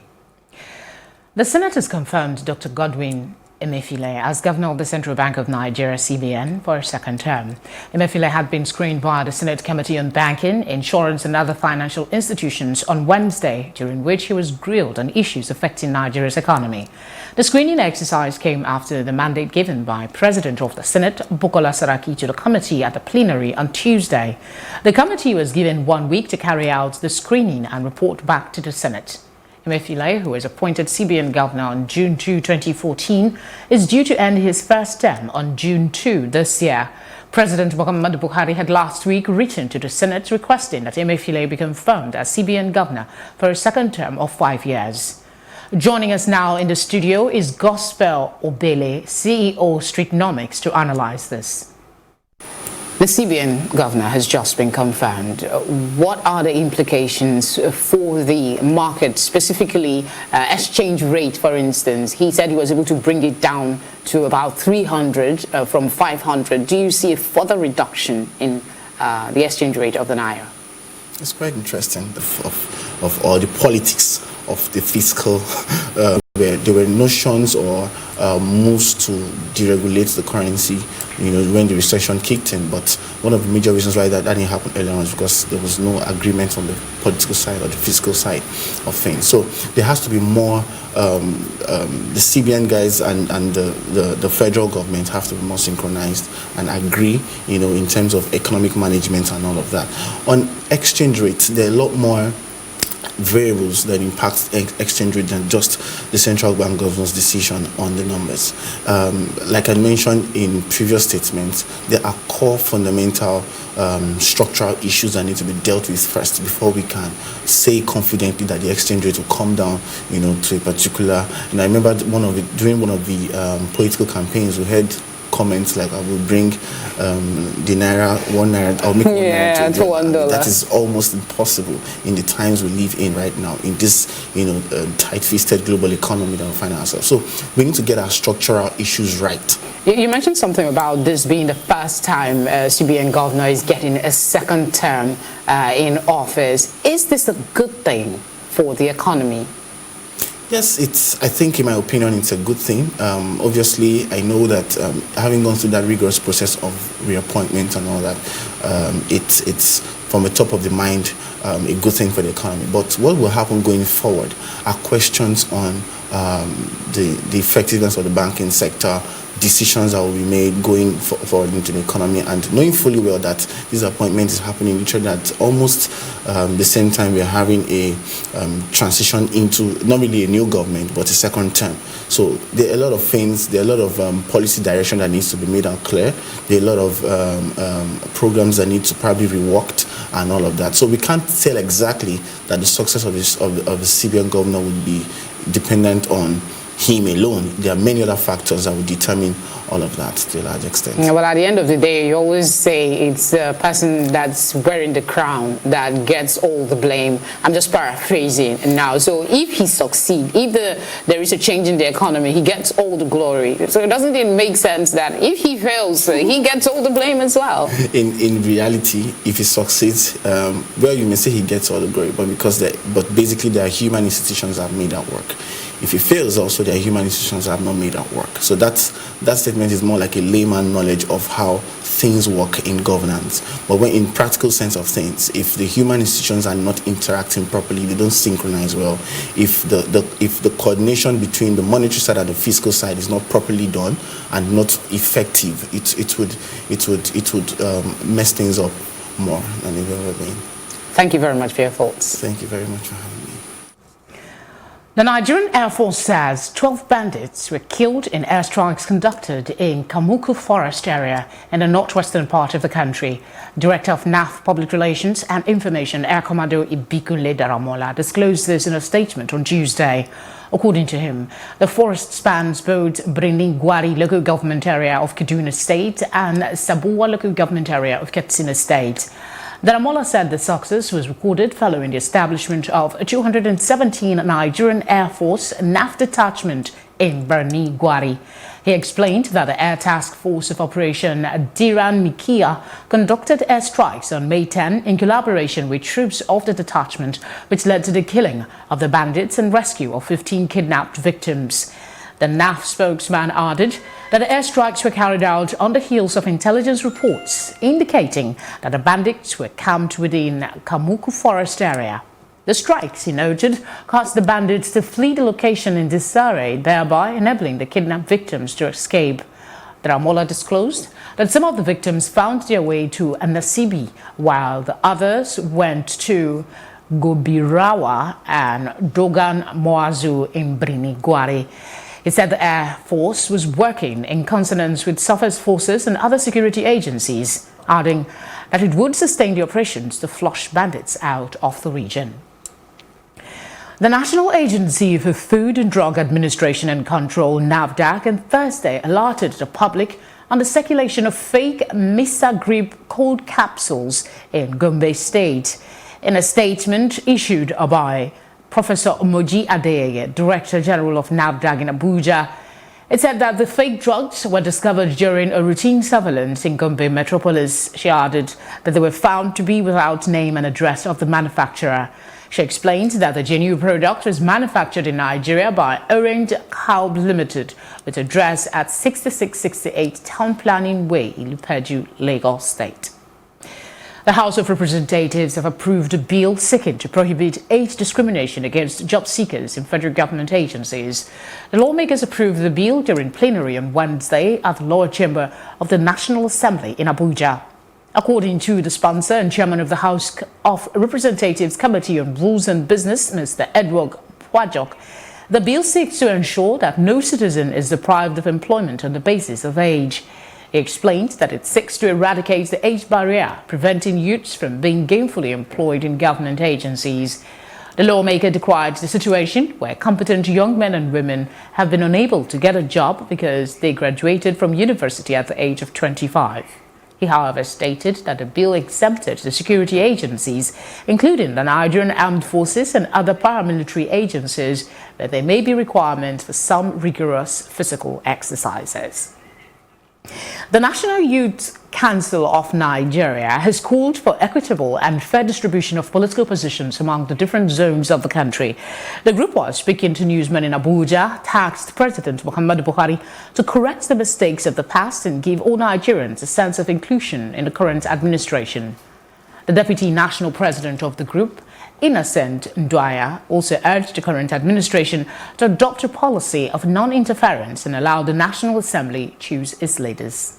The NYCM believes that with his renewed mandate, President Muhammadu Buhari and APC have the opportunity to course correct the pitfalls of the past 4 years identified above and move the country into a united and inclusive manner.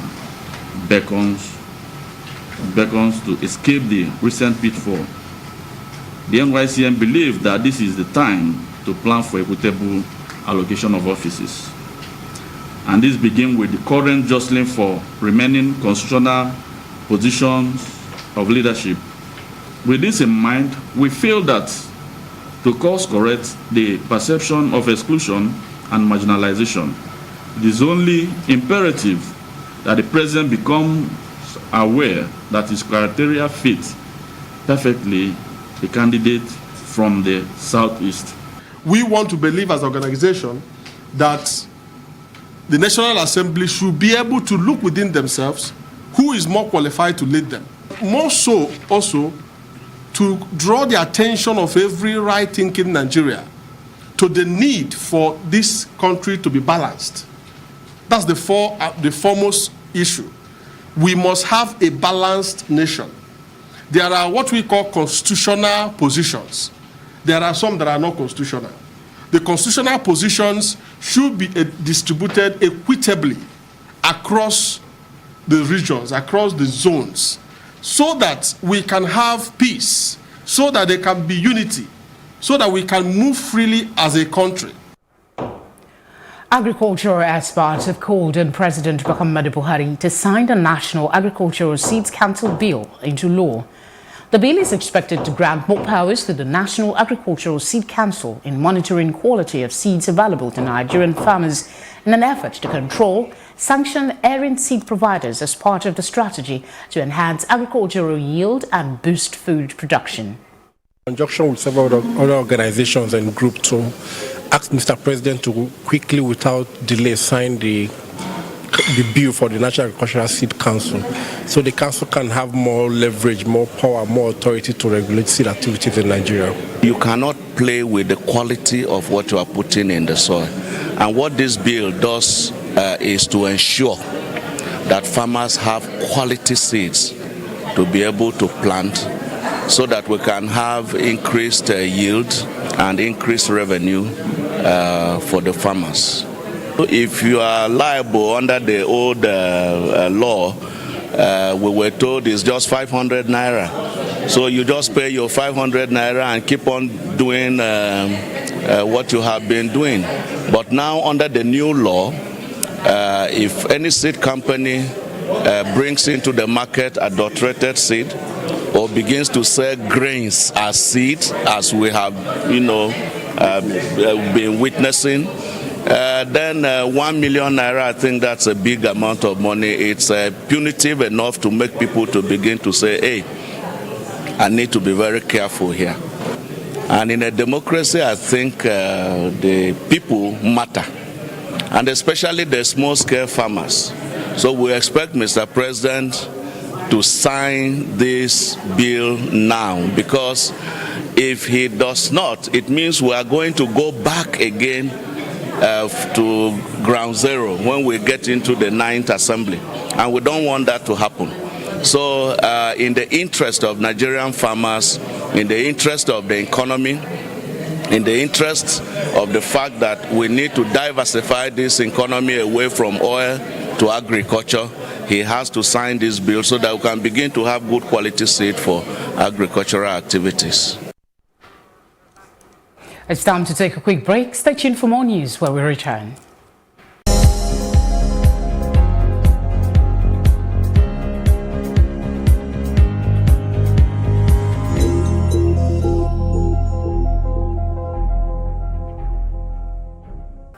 You're watching News on the Hour on Plus TV Africa. The death toll from an ambush of Nigerian troops near the Mali border has risen to 28, an army spokesman said on Thursday. The ambush occurred in a region where several jihadist groups are active, including an Islamic State affiliate. The news continues after the short break.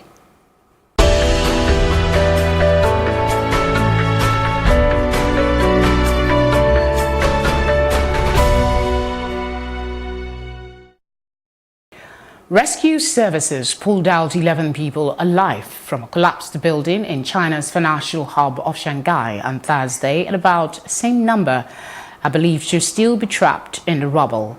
The building in Shanghai's Shangying district was being renovated when it collapsed late in the morning, trapping some 20 people inside, the fire service said in a statement. More than 150 rescuers are on the scene and have pulled out 11 survivors by early afternoon, the fire service said. It did not, however, say how the collapse happened. The Philippines ordered the withdrawal of top diplomats from Canada on Thursday after Ottawa missed a deadline to take back 69 shipping containers full of trash, the latest move in a long-running row sparked by threats from Manila's outspoken president. Last month, President Rodrigo Duterte threatened Canada with war and said he would personally escort the waste containers by sea back to Canada. Canada says the waste exported to Manila between 2013 and 2014 was a commercial transaction not backed by its government. It has since offered to take it back, and the two countries were in the process of arranging the transfer. The presidential spokesman, Salvador Panelo, said Canadian authorities failed to meet with Philippine foreign ministry officials at a set deadline to retrieve the Canadian waste in May, prompting foreign minister to order the diplomatic recall. The waste shipments were initially labeled as plastics to be recycled in the Philippines, but were filled with diapers, newspapers, and water bottles instead. That order of the recall is to persuade them to make it fast. The more they delay, the more personal will be coming back. Di ba, we should have statement noon pa that their refusal to bring the garbage back to their shores is disruptive. That's what the word I use, disruptive of our diplomatic relations. Ayun, yun ang nangyayari. Shows that we are very serious in asking them to get back their garbage. Otherwise, we're gonna sever relations with them. Up next is our business news.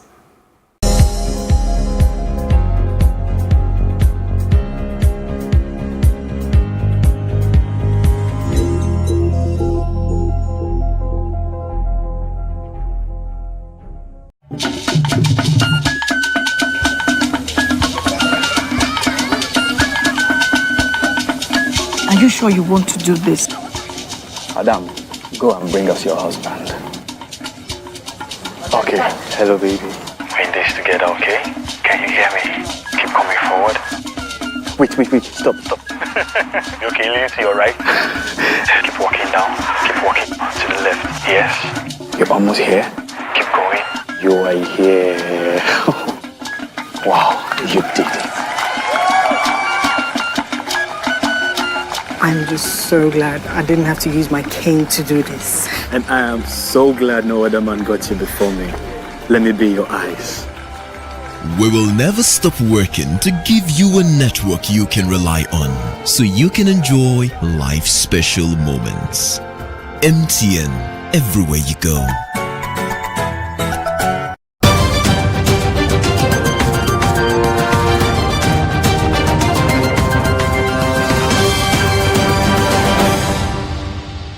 Reports from the National Bureau of Statistics on Wednesday revealed that the nation's inflation rose to 11.37% in April. The Bureau also showed that the 11.37% year-on-year inflation rate is 0.12 percentage points higher than the 11.25% recorded in March. On a month-on-month basis, the report stated that the index increased by 0.94% in April, adding that this was 0.15 percentage points higher than the 0.79% recorded in March. Still with us in the studio is Gospel Obele, CEO of Strictnomics. Way before the minimum wage was approved, we saw those consistent rise and falls in the inflation numbers, and then for April it wasn't really different as much with previous months because the increase was not as significant as it should be, in quote and unquote, if you're looking at it from the perspective of if minimum wage should impact inflation numbers. What I would say may have led to that a slight increase, maybe as a result of the irregularities around either structural issues or festive seasons or one-off window opportunities like elections and the likes. So it could be either of those three. And in this case, the near case would be the Easter celebrations and the likes, but we cannot definitely attribute it to it. Okay, what about the efforts that's been said to be carried out by the CBN? What more can they do to improve the situation so that there will be a drop in inflation? Actually, the system is way more than just monetary. There are more of systemic interactions, that show up on how the numbers play out every month. So like I mentioned earlier on, you have a case where either structural issues or seasonalities or window opportunities. Now those three issues are in most cases, way beyond what the CBN can handle. And then you have an inflation system where the numbers majorly play out through the food inflation. And that's because it's a highly consumption-driven economy, and most of the things we consume are largely imported. And when you talk about imports, you're talking about the interplay around the value of the currency. So it's a chain of system dynamics that is way just beyond CBN taking one action on the other. It has to do with a lot more reworking structural deficits, closing out misalignment points and the likes, and probably even reordering the system to a more productive economy than just monetary policy. We did see increase in prices of food like bread, yam and the likes. These are foods that common man is used to. What is the effect of this inflation on the common man in the overall? Because at the end of the day, that's what they want to know. How does this affect me? Yeah, so it's really quite unfortunate that the inflation pressures on food, and right from time even down to the 2016-2017 recession time, the increase was majorly on food because, like I mentioned earlier on, the interplay of imports and exports largely hinges on the value of the Nigerian currency and as much the availability of the dollar. So when you have a case where the cost burden has been pushed to the final consumer, it's automatic, and then you also have a case where it's a highly import-driven / consumption economy. You have a situation where food items and consumables, are impacted with higher costs. So the impact of this on the consumer, not forgetting also that there's a high rate of poverty outside there. So what this will mean is it's going to put more pressure on the disposable incomes of the consumers or the average Nigerian, and then it will mean that people would have to work harder to make more money to be able to make ends meet, and which will mean that you literally put them on that poverty trap, and then the cycle goes all over and all over again. So if we don't deal with the issue from that structural base of quite a good number of a wide number of variables, we would literally think we are helping people get out of poverty, but rather we are making it more difficult for them to survive.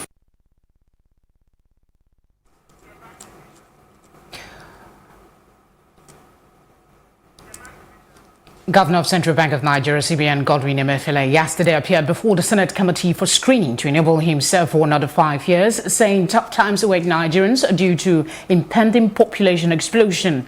According to him, Nigeria's population will hit 425 million in 2050, the third largest in the world, unless urgent steps are taken to control it. Fielding questions from journalists, the CBN governor, who painted a gloomy picture of Nigeria in comparison with other countries, said with a rapid population on yearly basis and penchant for sabotaging government policies and economic growth and development, there would be serious crisis if serious actions were not taken to control population growth. He said with the current rapid population growth rate, there was urgent need for development-driven monetary and economic policies devoid of sabotage in any way. Earlier today, during our Off the Press program, Babashola Adegui, a political analyst, asserts that population should rather be an advantage, putting other most populous countries into comparison.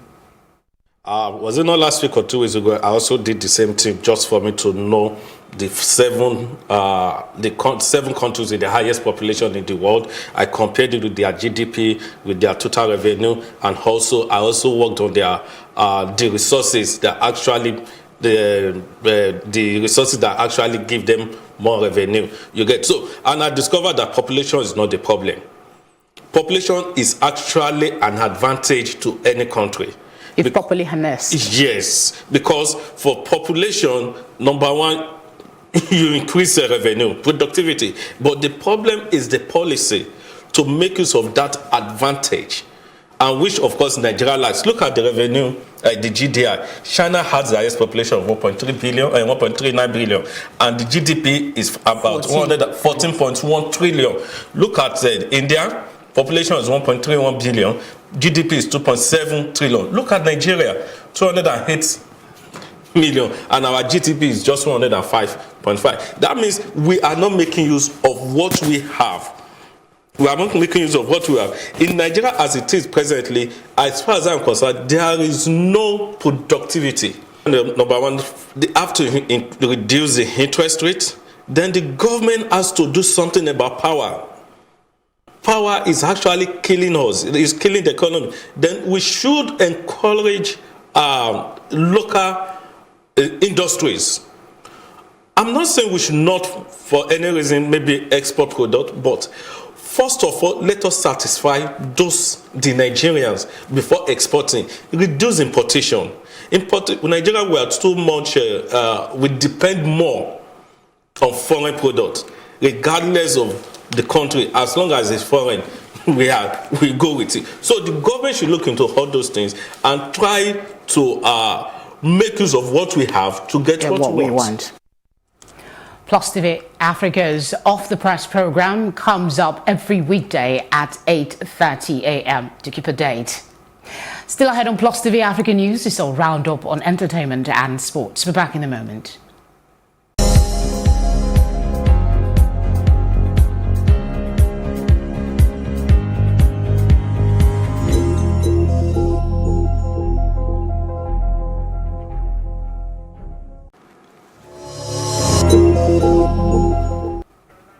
And in entertainment, Hollywood top celebrities of all arrays have taken to social media to voice out their frustration on Alabama's state ban on abortion. This ban nullifies abortion at any stage, including conception from incest or rape, with the only exception to pregnancies that show threat to a woman's life. Busy Phillips started the hashtag YouKnowMe movement, where women share their personal stories on abortion. Addressing the male politicians in charge of the bill has since gone viral. The likes of Lady Gaga, Hailey Bieber, Bella Hadid, and many more have come to share their thoughts on the ban and to support the hashtag YouKnowMe movement. All the messages carry the same theme: my body, my choice. Pop singer and actress Selena Gomez says social media is terrible for young people and has urged people to set time limits. She made this known at the Cannes Film Festival 2019, where she is promoting her new film, The Dead Don't Lie. She said, "I think our world is going through a lot apparently, and in my generation, social media is terrible. It is a valuable platform, but it does scare me when you see young boys and girls not really aware of the news going on." And that's it on entertainment. Sports is up next.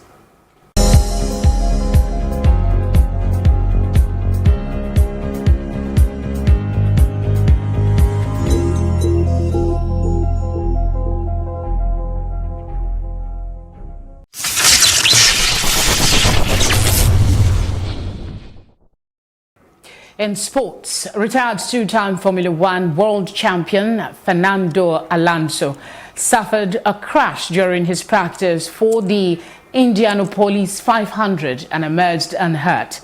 The 37-year-old is making a second attempt to win the race as he seeks to be the second man in history to complete motorsport's unofficial Triple Crown title, which includes the Monaco Grand Prix and Le Mans 24 Hours. The McLaren driver admitted making a mistake due to an understeer which he could not handle even if he lifted the throttle on the entry of the corner. At the time of the accident, Alonso had set the 16th fastest time of the practice session, clocking 225.4 miles per hour. 3.4 miles per hour behind pace setter Scott Dixon of the Ganassi team. Alonso was taken to the medical center and released after various medical checks. And that's it in sports, and wrap things up at this hour. For more news updates, please follow us at Plus TV Africa on Facebook, Twitter and Instagram. You can also subscribe to our YouTube channel that is also at Plus TV Africa. We'll be back later with more stories making the headlines, so please join us again. Thank you for watching.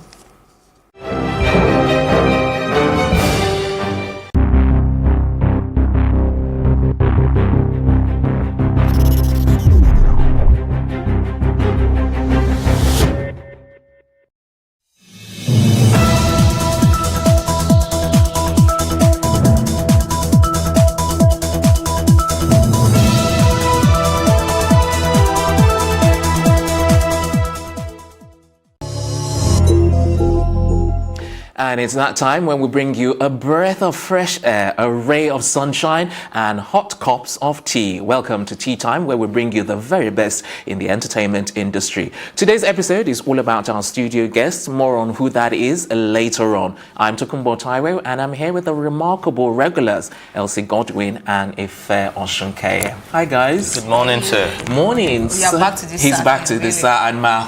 It's when he's up to something really shady. Just I don't understand. Something shady, something dodgy. Can't I just show some bringing respect to drama my today. elders? Which elders exactly? Where Who's his are you? elder? Elsie, what she with you? Tiny elder.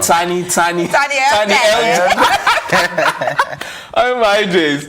Okay, so as mentioned earlier, it's not business as usual today. We do have a studio guest as mentioned, but before we introduce him, I would like to take a couple of comments from our YouTube page on one of our recent episodes of the program. So recently, we talked about Nse Ekpe Etim, who lately who lately revealed that she removed her womb for health reasons. And the conversation actually generated a lot of comments, and we'll bring you a couple of those comments or more. So we're taking comments first from Laura Imomo. But if you'd like to make your own comment, you can do so on YouTube at Plus TV Africa, or you can tweet at us at using the hashtag #TeaTime. So back to Laura Imomo, who says, I love Nse, but she has earned my respect of this. This will definitely encourage women that are under so much pressure to reproduce. The primary reason for marriage is companionship, and let no one intimidate you in depression or even death. There's so many options for becoming a mother these days, and if family members are not okay with it, they are not worth your tears. Go on, sister. You are an inspiration, and may you fulfill destiny as preordained by God and not man. So before we take, you love that, yeah? Okay. So sweet. Okay, Ife, what's your take on what she said? Oh, obviously, she made all So the much sense in the world. All the sense in the world. Okay, you don't sound as enthusiastic as Elsie. Elsie actually gave her a round of applause. Yeah, she's a woman. Wow. That one has gone right over my You head. know, I missed when it. we talked about this thing, and he felt like, oh, if you don't want to have a child, I'll still love you. And then you mentioned maybe because, you know. And now I think he's about to show his real self. But let's keep It's going. not about showing my real self. Let's I'm keep just going. saying that you would be able to relate Why with can't it. you In as relate? much as I can relate with it, but you are a woman, relate you will more. be able to relate with it more. And Is he that's being why you sexist would right clap. now, Elsie? It's not No, being he's not. sexist. He's not, It's okay. just, it's not sexism. It's not sexism. It's All just right. reality. Okay, if You know, Elsie's cool with Ife it. doesn't like that word. That word, And even don't bring both. exactly. I'm not going to Yeah, bring in. let's Yeah, move on. we're going to No, you differentiate can the bring two it of them. as long as you know the true definition of sexism each one of them. and feminism. But you know it's relative, and each person has their own definition. Yeah, I Let's move on. I was Yes. educated yesterday. Yesterday. I know you were supposed to educate her. He turned around. No, oh, did you even know who school? Oh, these guys are You know if I had a chat with Chimamanda. You don't know. You love my dreams that I have a chat with Never a dull moment on Chimamanda. this Wow, your program. dreams must be really small. But then I love yours. It doesn't matter. Okay, next up, we've got comments from Wuli Zizi. Says, Nigerian grammar. You pursue, quote and unquote, that's the spelling. You pursue people into marriage, and then you pursue them into having children. That's all Wuli Zizi says. I don't know. He's all about pursuing. He's actually talking about me because I used the word pursue. Oh, really? So he's saying pursue. Toguma is acting like he Nigerian. doesn't know. No, I can't remember. We've had this like some days back. He's saying the pursue is Nigerian grammar. I don't understand that, but yeah, it's cool. Okay, Ife, what's your take? Pursue people that come like this. Let's pursue them. I like bad energy. Stay far away. Okay. You know But what? pursue is still I not think a wrong what word, you should so- just It's think not to a this wrong word. person. Yes, This Elsie, wrong just word. does the No, If you this are person the is English talking one, about the you, one minister. if this Is it person a is wrong talking word? about you, do you know what you should just do? What? Bad energy, stay Nah, this is far not bad away. energy. He's not just bad. ignorant. Ooh, okay. Well, okay. All right, let's move on to our next person, Biemba Selwa. That's the next person that commented. She says, if it's a she, I really don't know. This world is full of evil things. She should ask herself this question. What if every woman did this? Could she be her talking like this? Let's stop justifying wrong and evil ideas. She thinks money is everything. God is not a fool for him to have made us women with wombs. It was for a purpose. Let people read their Bible correctly. Okay. Again. I'm not in support of this, not at all. I stand for what is right, even if the whole world is not with me. We'll still do that. Okay, fair. you wanted to go first. You were saying something earlier. Again, they're coming for Elsie. Is that Elsie again? Yes. Oh, really? Oh, God. Yes. Am I the one that removed my womb? No, exactly. If you read the post properly, you see that they're saying that if you're a woman, you should read your Bible.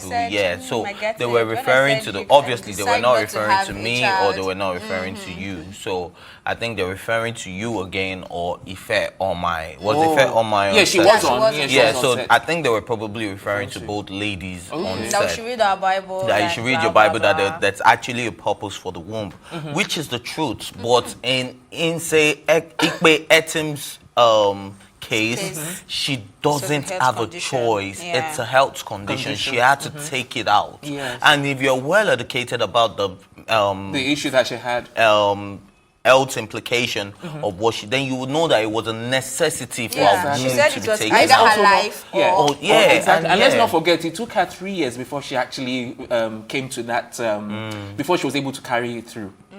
So ignore this again. Bad energy, stay far away. Elsie, are you going to sing that song now? No, this one is still ignorant. I mean, there's so many people that just live in Total.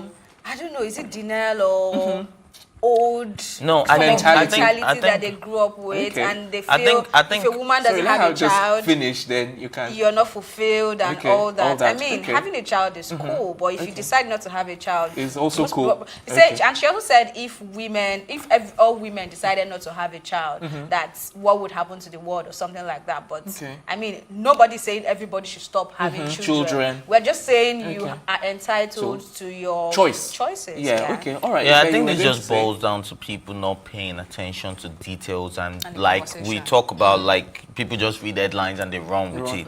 Yeah, maybe so she just listened to the first little part of two sentences and then that was it and she just ran with it and she But we love you. Thank you for watching. Yes, at least you watch. We love you guys for watching. I like the way you do that, Elsie. So cool, so cool. All right, guys, we're going to go on a quick break. When we return, we'll tell you who our studio guest is. Don't go away or anywhere else for that matter. We'll be right back.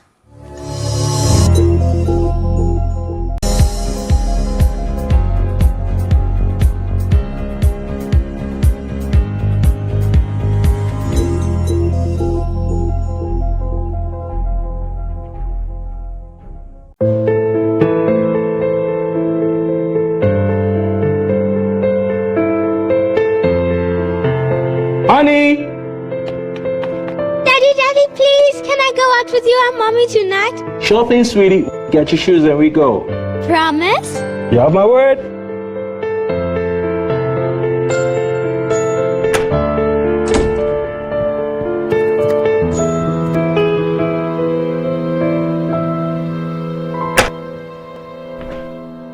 Daddy! You know I wouldn't leave without you, my princess. There's nothing more important than a promise. We are Fidelity. We keep our word.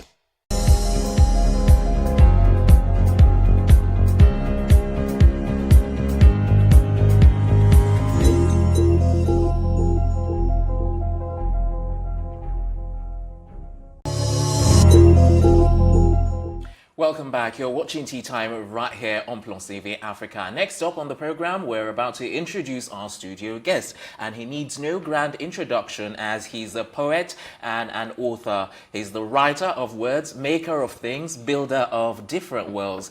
He wrote his first book when he was actually 17, titled Lonely Roads, and it actually took him about 8 years to complete. An excerpt from the book went on to get him shortlisted for the Miles Moreland Scholarship for African Writers. Ladies and gentlemen, let's all make welcome author and poet William Moore.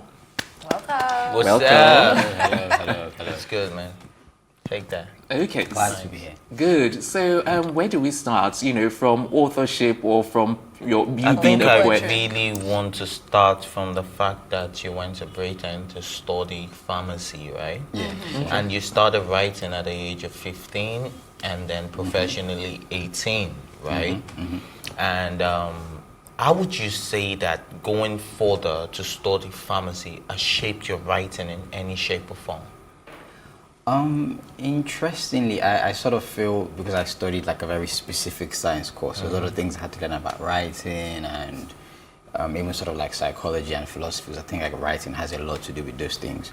I sort of had to learn them on my own, and in a sense, some days I feel, oh, maybe I should have, studied like journalism or, psychology in school. But then other days I'm like, you know what, me learning these things on my own has given me sort of like a more nuanced understanding instead of sort of a lecturer telling you, oh, this is how you should think of this. So I feel in a sense it's some days I'm happy about it, some days I'm not. But so we're going to get a medical book from you very soon. Maybe something relating to medical issues based on your knowledge of the medical field. I have definitely considered the idea of writing a sort of a crime series around drugs, because part of the joys of being a pharmacist is you get to know what drugs will kill someone in an overdose, what kind of drugs can I give you that will kill you, and it would look like that will give you the high mistake. Well, there is that.